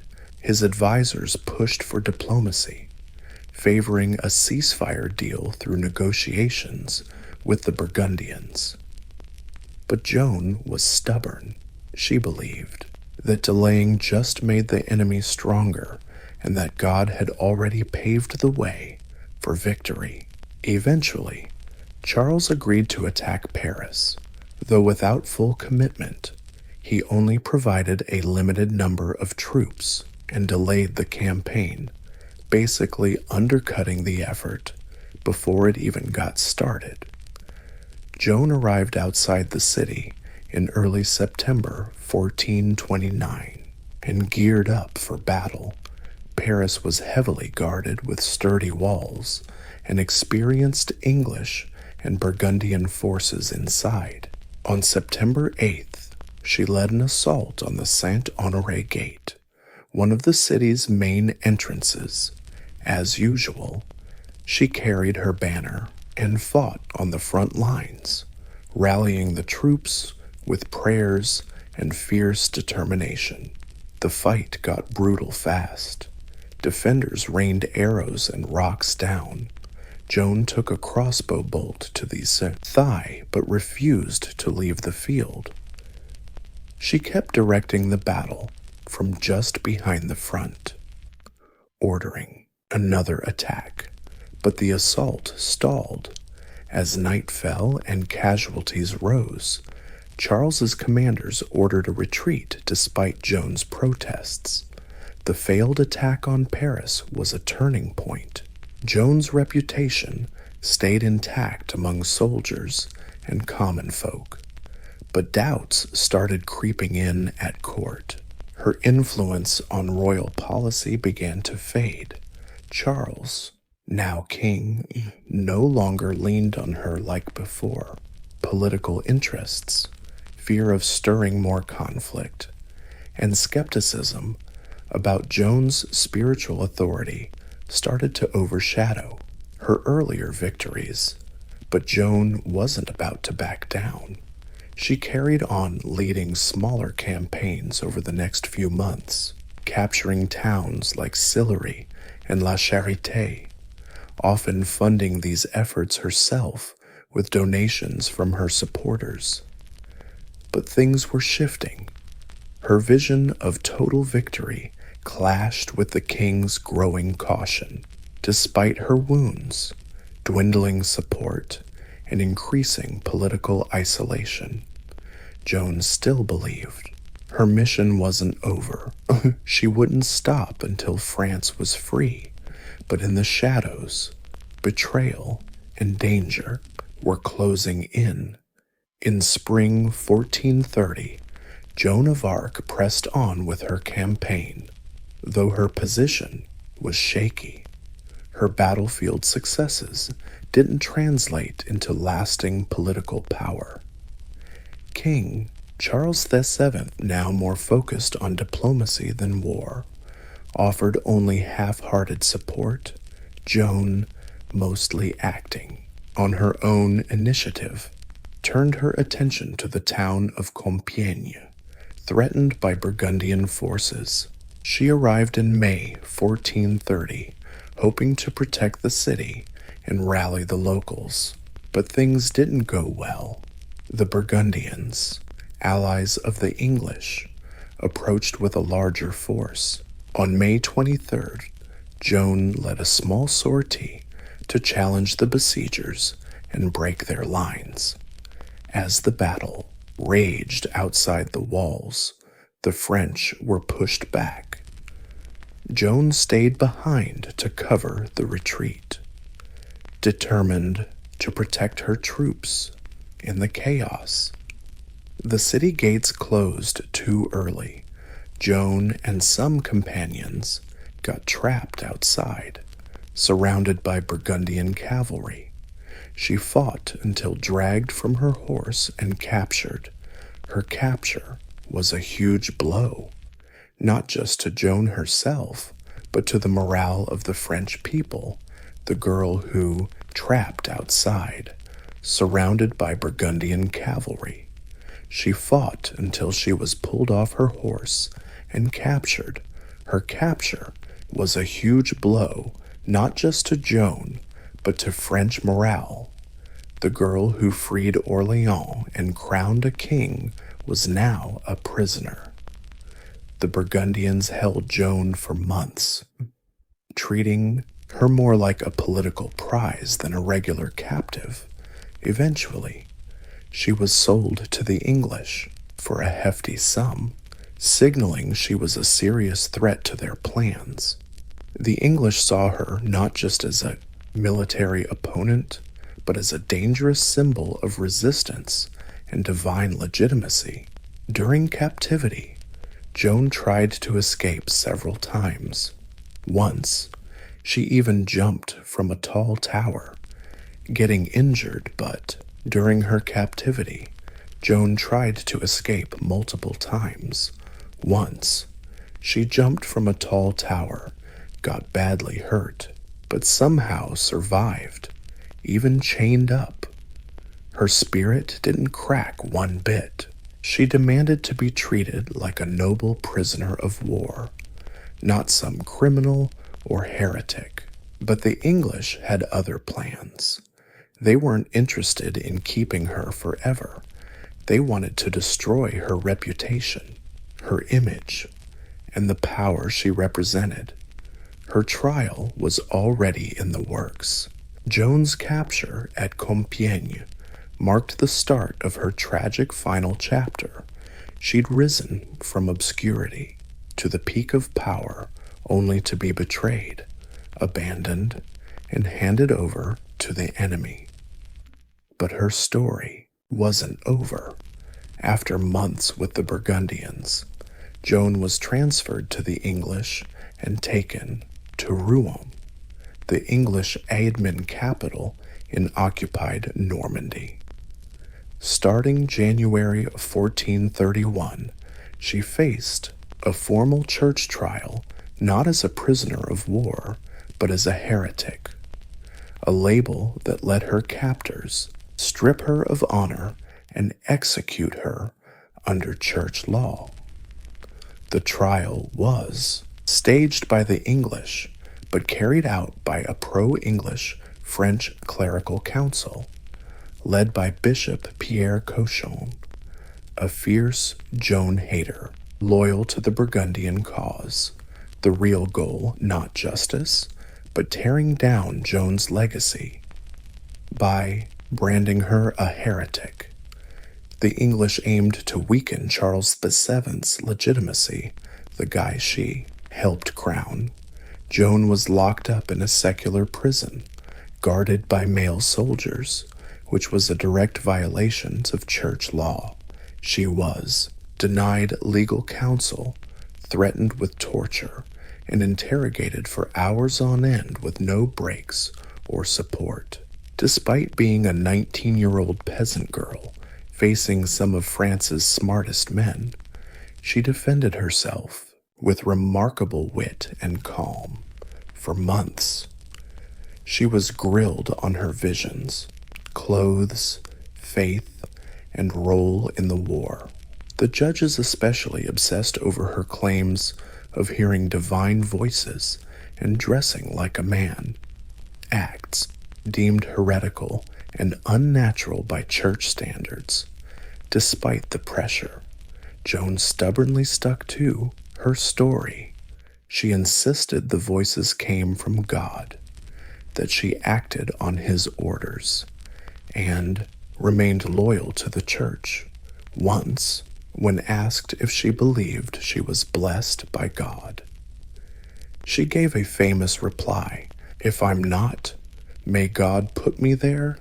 If I am, may God keep me there." It was a powerful answer, neither arrogant nor self-condemning, and even impressed her interrogators. But the verdict was never really in question. Political necessity trumped truth. In the end, Joan was convicted of heresy mainly because she refused to recant her delusions and insisted on wearing men's clothes, which she continued to wear in prison for protection. Her sentence, death. The girl who lifted a whole nation. Now, she had to be silenced not by losing a battle, but by a council hell-bent on erasing her from history, or so they thought. On the morning of May 30th, 1431, Joan of Arc was led to the market in Rouen, tied to a wooden stake, and burned alive. She was only 19, as flames engulfed her. Witnesses say she kept calling out Jesus' name and asked to hold a cross before her eyes. A soldier, touched by her bravery, gave her a small wooden cross. Witnesses say she faced death calmly. Her execution was seen as the final act. Aros, but it backfired spectacularly. Instead of being erased, Joan became a martyr. Even the English and Burgundians were unsettled by the scene. Some cried. Others openly questioned if the church had committed a serious injustice. One English clergyman there supposedly exclaimed, "We've lost our way. We've just burned a saint." In the years that followed, Joan's image only grew larger. Even the English and Burgundians were unsettled by the scene. Some cried. Others openly questioned if the church had committed a serious injustice. A clergyman present reportedly said, "We've lost our way. We've just burned a saint." In the years that followed, Joan's image only grew larger. The last line is incomplete in the source, solidifying her unshakable faith, guts in battle, and dignified defense at the trial became the foundation for a mighty legend. In 1456, 25 years after she died, and following an official investigation ordered by Pope Sixtus III, Joan's trial was declared invalid. She was officially exonerated, her name cleared of heresy. Over the next centuries, Joan of Arc became France's ultimate symbol of unity during national crises, especially the French Wars of Religion and later the Franco-Russian War. Her story stood as a beacon of bravery, patriotism, and divine mission. Artists, writers, and historians immortalized her life. Her face appeared in stained glass, sculptures, and literature. She was honored as a warrior and mystic, a simple peasant girl, and a national heroine. In 1920, nearly 500 years after her execution, the Catholic Church canonized Joan. The girl, once condemned by church officials, was now one of the most revered figures. Her feast day is celebrated on May 30th, the anniversary of her death. Today, Joan remains one of the most iconic figures in world history.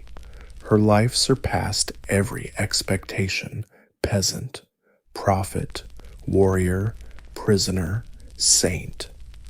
Through faith and conviction, she changed the course of a kingdom. Through fire, she stepped into legend, and through memory, she still lives on forever. The life of a medieval baker started in the dark, long before roosters crowed or church bells rang. Bakers were already hard at work. Their day usually began around midnight, when most of the town was fast asleep. The streets were quiet, cold, and still, but inside the bakery, flames crackled, flour dust floated in the air, and the dough-kneading rhythm began. Medieval bread wasn't slapped together randomly. It required precise timing and skilled hands. Bakers relied on sourdough, a carefully nurtured, fermented starter that gave the bread its flavor. No commercial yeast here. Everything was done by feel, smell, and experience. Flour was usually coarse, ground at a local mill, with qualities that varied by region, season, and grain quality. Some bakers even mixed in bran, barley, or beans to stretch their flour supply. Water came from wells or public taps. Everything was measured and mixed by hand, often by the dim light of oil lamps or candles. Mixing troughs were usually wooden, and dough had to be kneaded until it reached the right texture, a task requiring strength and repetition in colder months. Dough was kept warm with cloths or near the hearth to rise properly. Ovens, usually large brick domes, had to be heated long before baking. Bakers burned bundles of wood inside until the walls radiated enough heat to bake several batches. Ash was carefully swept away, and the oven floor wiped with damp cloths or wood shavings before the bread went in. As the town woke up, merchants set up stalls, church doors opened for morning mass, and the baker's first loaves emerged from the oven. The warm smell of bread filled the air. That smell, nourishment, survival, everyday life for many in the Middle Ages. Bread was the main event at every meal, but for the baker, it was just the beginning. They had to deliver, serve customers, and keep records, and once the oven cooled and the counter was clean, there wasn't much time for rest because dough for the next day had to be mixed before the moon set again. In medieval towns, a baker's job never really ended. To master daily medieval baking, bakers needed more than flour and fire. They relied on a trusty toolkit, each tool shaped by generations of craft. The baker himself usually worked in a simple stone or wooden-framed building, but inside was a specialized world. Every item had a purpose and could be the difference between profit and punishment. The heart of any bakery was the oven, usually made of clay or brick. The oven was domed and massive, designed to hold heat for hours, heating it up. The oven didn't exactly cook at lightning speed. Logs, usually oak or driftwood, were burned inside until the walls hit the perfect heat. Then the ashes got swept out, and the bread was slid in using a tool called a long-handled wooden peel, letting the baker shove the dough deep into the hot chamber without burning his fingers. The kneading trough was another must-have tool, usually carved from a single chunk of wood or made from heavy planks. These troughs were wide and shallow, so the baker could lean in while working. Dough was mixed and kneaded by hand, and big bakeries sometimes had to use several troughs at once just to keep up with demand. Measurement tools were basic but crucial. Most bakers used wooden spoons or hand scoops for flour and salt, even though the density could vary. Scales were rare, and accuracy was usually enforced by local guilds or town officials. Trick customers by shortchanging bread that could land you a hefty fine or worse. Flour was stored in cloth sacks or wooden bins, while water came from wells or streams, hauled by buckets. Some bakeries even offered services to remove husks or debris, especially in richer towns where wealthy customers expected fancier bread. But coarser breads were the go-to for the lower classes, probably the most valuable tool the baker's own hands. Rough, experienced, and trained over years of practice, they knew when the dough was ready, when the oven was hot enough, and when the loaf was turning that perfect golden brown. Everything had to be cleaned and prepped for the next day. These humble tools were part of a bigger rhythm, a cycle of labor, skill, and heat that transformed raw grain into life-sustaining bread. In the hands of a medieval baker, every tool helped feed an entire town. In the medieval world, bread wasn't just food, it was the foundation of every meal and a marker of social class. Almost everyone ate bread daily, but not all bread was created equal. What you ate said a lot about who you were. The wealthiest citizens, nobles, clergy, and prosperous merchants demanded the finest bread called manchet, or white bread made from finely sifted flour. This bread was soft, pale, and expensive. Producing this grain took serious effort grinding, sifting out bran, and only using the purest parts of the kernel. This labor-intensive process bumped up the price, putting it out of reach for ordinary folks. For townspeople and merchants, revel, or wheat bread, was the standard, still made from wheat, but less refined, darker, and more nutritious. It struck a balance between cost and quality, and bakers sold it in way bigger quantities than the fancy stuff. In some towns, rules demanded this bread be sold at fixed weights and prices to stop bakers from ripping off hungry customers. But for the poor, workers, peasants, and beggars, there was maslin, or black bread, usually made from a mix of rye, barley, oats, and whatever grains were handy. This bread was dense, rough, and sometimes downright bitter. During tough times, bakers might even throw in beans, peas, or chestnut flour.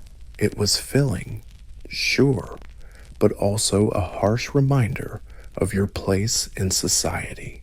In monasteries, bread varied by rank. Some monks ate plain bread to keep their vows of poverty, while wealthier orders baked high-quality white bread for guests and senior clergy. Bread was also a social tool at feasts. Wealthy lords used thick old bread slices as plates after the meal. These got eaten by servants or handed out to the poor. Charity often came in the form of bread, handed out at the monastery gates, or from noble kitchens. A skilled baker had to know these distinctions, that's inside and out. They didn't just bake one kind of bread. They churned out a variety of products every day to meet the whole town's needs. Bread wasn't just types of bread. They baked a variety of products daily to feed the whole town. Bread wasn't just food, it was the economy, the social hierarchy, an identity baked into every crust. In a world where most people lived, when you're short on bread, it decides who gets more and who barely survives.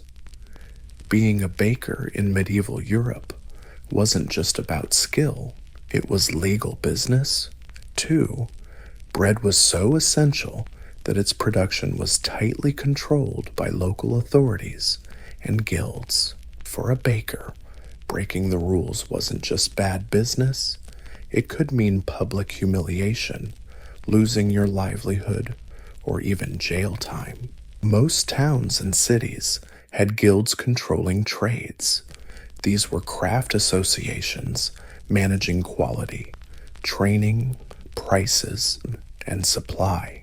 Baking guilds set strict standards for bread weight, size, and ingredients. These weren't optional. They were enforced by regular inspections and harsh penalties. New bakers usually had to apprentice for years before they could run their own ovens. Being a guild member was a privilege and protection. It gave bakers the right to sell in town markets and guaranteed some economic stability, but also tied them to a system of accountability. If a baker was caught selling underweight bread or skimping on ingredients, guild officials could warn, suspend, or completely revoke their baking rights. Beyond guilds, city authorities also supervised bread quality. For example, in 13th century England, laws specified exactly how much bread customers could buy at fixed prices adjusted to grain costs. Officials called bread tasters or beer tasters carried out surprise inspections and reported violators. Penalties could be brutal. Some bakers ended up locked in dungeons, mocked and pelted with stale bread and rotten food. Others were forced to parade through town with bad loaves hung around their necks. In serious cases, Repeat offenders could be banned from the trade or kicked out of town. These rules weren't just about fairness, they were about survival. Bread riots were real threats during famine or inflation. Town leaders knew that if people suspected they were being ripped off on their daily bread, unrest could explode. For a medieval baker, precision wasn't just pride, it was a legal duty. Every loaf had to meet the standard, because in the eyes of both the guild and the town, baking wasn't just a craft, it was a public service. Running a medieval bakery wasn't just hard work, it was downright serious business. Danger alert. Fire was both a must-have and a constant threat. Ovens had to get insanely hot to bake those dense loaves, and keeping that heat going meant burning tons of wood, often inside a wooden box, because why not add fire to wood? Straw, or stone stained black from years of smoke.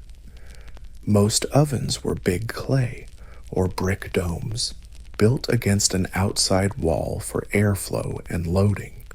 To heat the bread, bakers had to light a huge fire inside, not your average campfire. This was a raging blaze designed to heat thick walls and radiate warmth for hours. After the fire burned long enough, bakers would rake out the embers, clean the hearth with damp cloths or sand-soaked brushes, and start baking. But one slip-up could spell disaster. Hot embers might escape, thatched roofs could catch fire, and in crowded towns and cities, oven fires spread like wildfire. Because of this, many towns demanded bakeries be on the outskirts or made of fireproof materials if the baker could afford it. Bakers also faced health risks.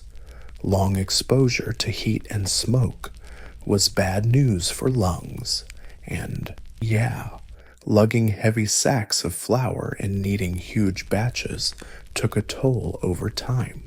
Burns were common on arms, hands, and faces when using long wooden peels to load and unload hot bread. Some cities had community bakeries, especially in poorer neighborhoods. Families prepped dough at home and brought it to a central oven run by a professional baker. This saved fuel and reduced fire risks at home, but had its own dangers. Bread could get burnt, stolen, or tampered with. Bakers were responsible for the integrity of every household's bread, and any slip-up could lead to official complaints, since bread was essential. If a bakery burned down, whether by fire, illness, or accident, it could impact the whole town. It wasn't just the baker who suffered. The entire community felt the loss, despite the risks. Bakeries were the heart of daily life. They were workplaces, hot zones, and social hubs where risk and reward walked hand in hand with every fresh loaf. While the medieval baker image usually centers on male guild members and apprentices, women played a crucial, if often overlooked, role in everyday bread making in many towns and villages, especially outside big cities. Women were the main bakers for their families and communities. Their presence in the bakery was essential to keep the oven hot and the people fed. In rural areas, baking was mostly a woman's job. They baked for their families, using communal ovens or small hearths. In good times, they sold bread at markets or right outside their homes. For many women, this bread-selling gig was a rare chance for independent income. In cities, widows of bakers often got to keep running their late husband's business. sometimes becoming successful bakery owners. Guilds were mostly male-dominated, but not totally exclusive. In parts of Germany and France, women bakers were officially recognized.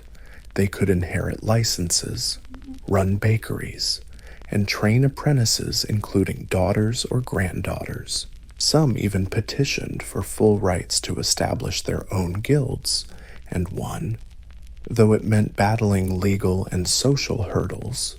Women bakers did the heavy lifting, like men mixing dough in huge troughs, hauling water and flour, managing oven temps, and selling bread at markets, often overlooked during the daily bread grind. In many towns and villages, especially outside big cities, women were the main bakers for their families and communities. Their presence in the bakery was essential to keep the ovens blazing and the people fed out in the countryside. Baking was usually a family affair handled by women. They baked bread for their families using communal ovens or little fire pits. When times were good, they might even sell bread at the market or right outside their doorstep. For many women, this bread-selling gig was one of the rare chances to earn some independent cash. In cities, widows of bakers often got to carry on their husband's business, sometimes even turning into successful bakery owners. Guilds were mostly male-dominated, but not entirely exclusive. In some areas, especially parts of Germany and France, women bakers were officially recognized. They could inherit licenses, run bakeries, and train apprentices, including daughters or granddaughters. Some even petitioned for full rights to establish guilds and won, despite having to jump through legal and social hoops. These women did the heavy lifting too, mixing dough in giant troughs, hauling water and flour, managing oven temps, and selling bread at the market. Many were bread vendors, walking the streets with baskets on their heads or carts piled high with loaves. These women were usually the bakery's public face, dealing directly with customers and running daily sales. Despite the hard work, women often got paid less and got less credit than their male counterparts. They were easy targets for accusations of shortchanging or selling poor quality bread, and faced harsh punishments if caught. But still, their role was absolutely crucial, especially during wars or plagues when men were away and communities depended on women to keep things running, the food supply flowing. Baking was practically tied to motherhood and caretaking. A woman who could bake well was seen as capable and respectable, basically the family's breadwinner, tradition keeper, and knowledge transmitter in lots of households. Recipes and baking techniques passed down from mother to daughter like precious heirlooms all across medieval society. From noble kitchens to country village ovens, women shaped the world through bread. History might forget their names, but their hands were the first to touch the dough that fed entire towns. In medieval Europe, bread wasn't just food, it was sacred. Few institutions influenced baking more than the church, which not only consumed heaps of bread, but also shaped the symbols, rules, and distribution of it. In monasteries, cathedrals, and village chapels, bread symbolized life, sacrifice, and the divine presence. The heart of this connection was the Eucharist, the Christian rite where bread becomes the body of Christ. Baking this sacred bread, often called unleavened bread, had to follow strict rules. Only the finest white flour could be used, and no yeast allowed. Monks in monasteries had this holy job. They baked in silence, usually at night, in special ovens.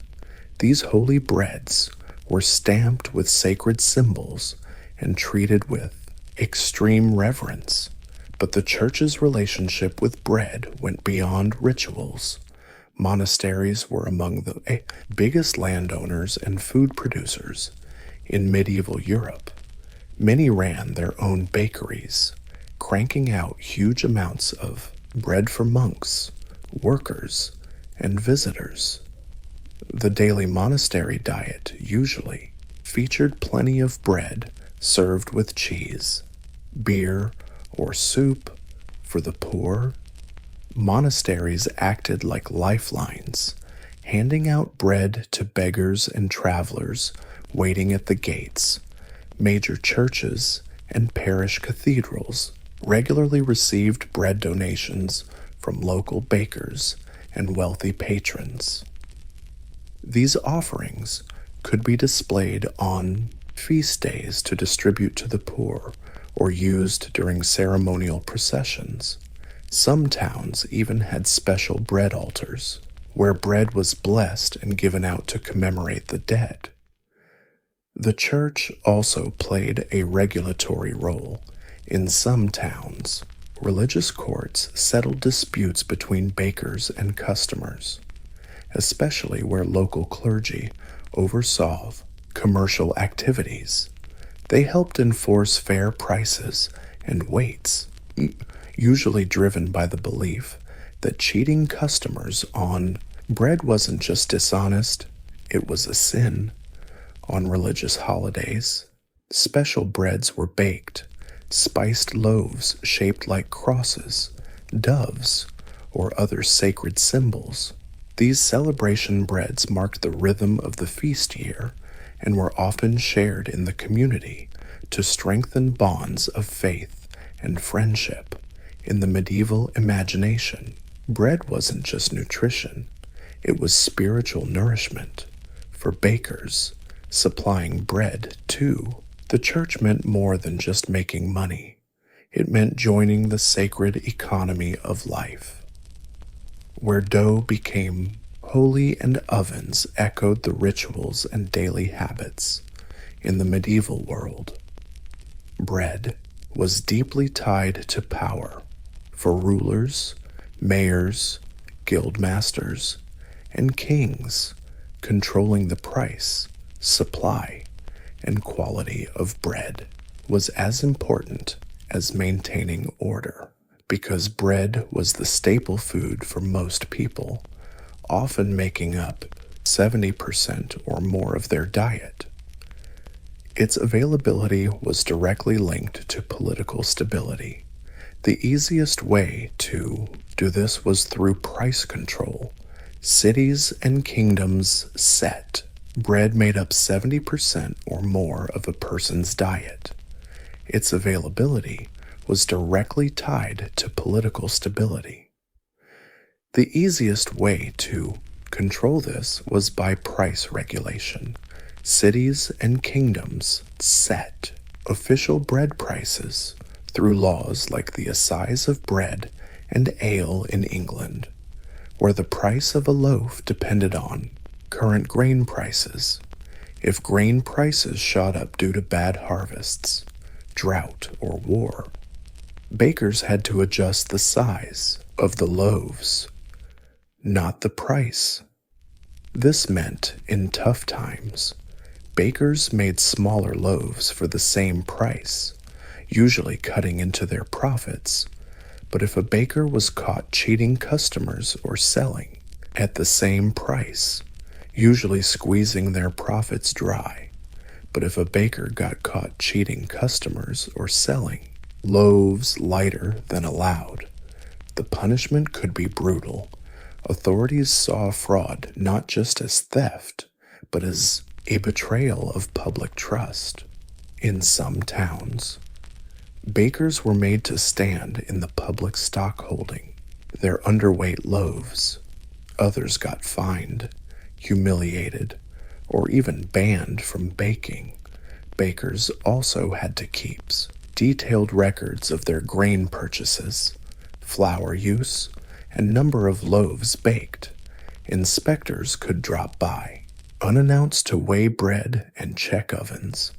In tense times like wars or famines, bakers were sometimes guarded by soldiers to ensure fair distribution. Bread riots were among the scariest signs of unrest. When bread got scarce or outrageously pricey, crowds formed fast.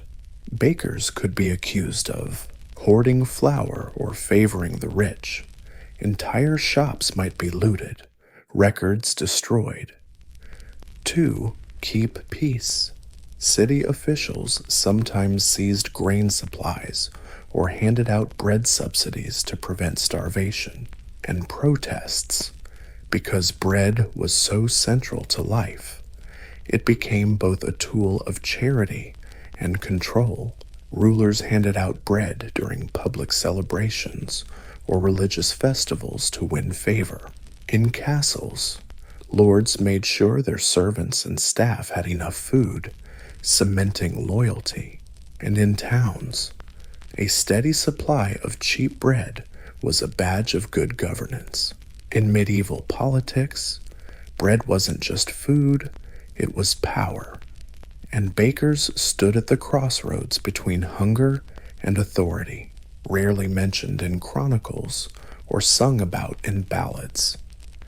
Medieval bakers left a legacy that formed the foundation of daily life. In a world of castles and cathedrals, kings and knights, the humble baker was the real life sustainer.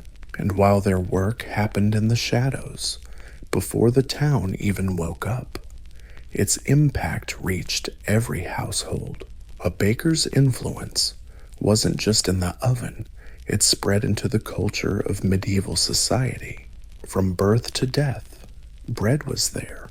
Baptisms, weddings, funerals, even honored on church altars. At weddings, funerals, and revered on church altars, each loaf carried baking skills passed down through generations, usually within families or apprenticeships. Techniques taught by hand and repetition, feeling when the dough was just right, reading oven heat without a thermometer, stretching dough production time without killing quality. These traditions ran deep in local communities. One baker might prefer rye and oats, while another stuck to barley or imported wheat. Every town had its own flavor. Over time, as cities grew and trade expanded, the baker's role shifted too. By late Middle Ages, commercial bakeries got popular, and baking moved from small home craft to full-on industry. Innovations like windmills and water mills boosted flour output. Better roads made grain transport from farm to market smoother. Despite progress, the basic rhythm of baking stayed the same. Rise, knead, shape, burn, nourish. It's a cycle as ancient as civilization itself, with medieval bakers as quiet guardians. Even today, their legacy lingers in many languages. The word for companion comes from Latin companies, meaning bread, reminding us that sharing bread is sharing life. The Latin companies means bread, a reminder that sharing bread means sharing life itself.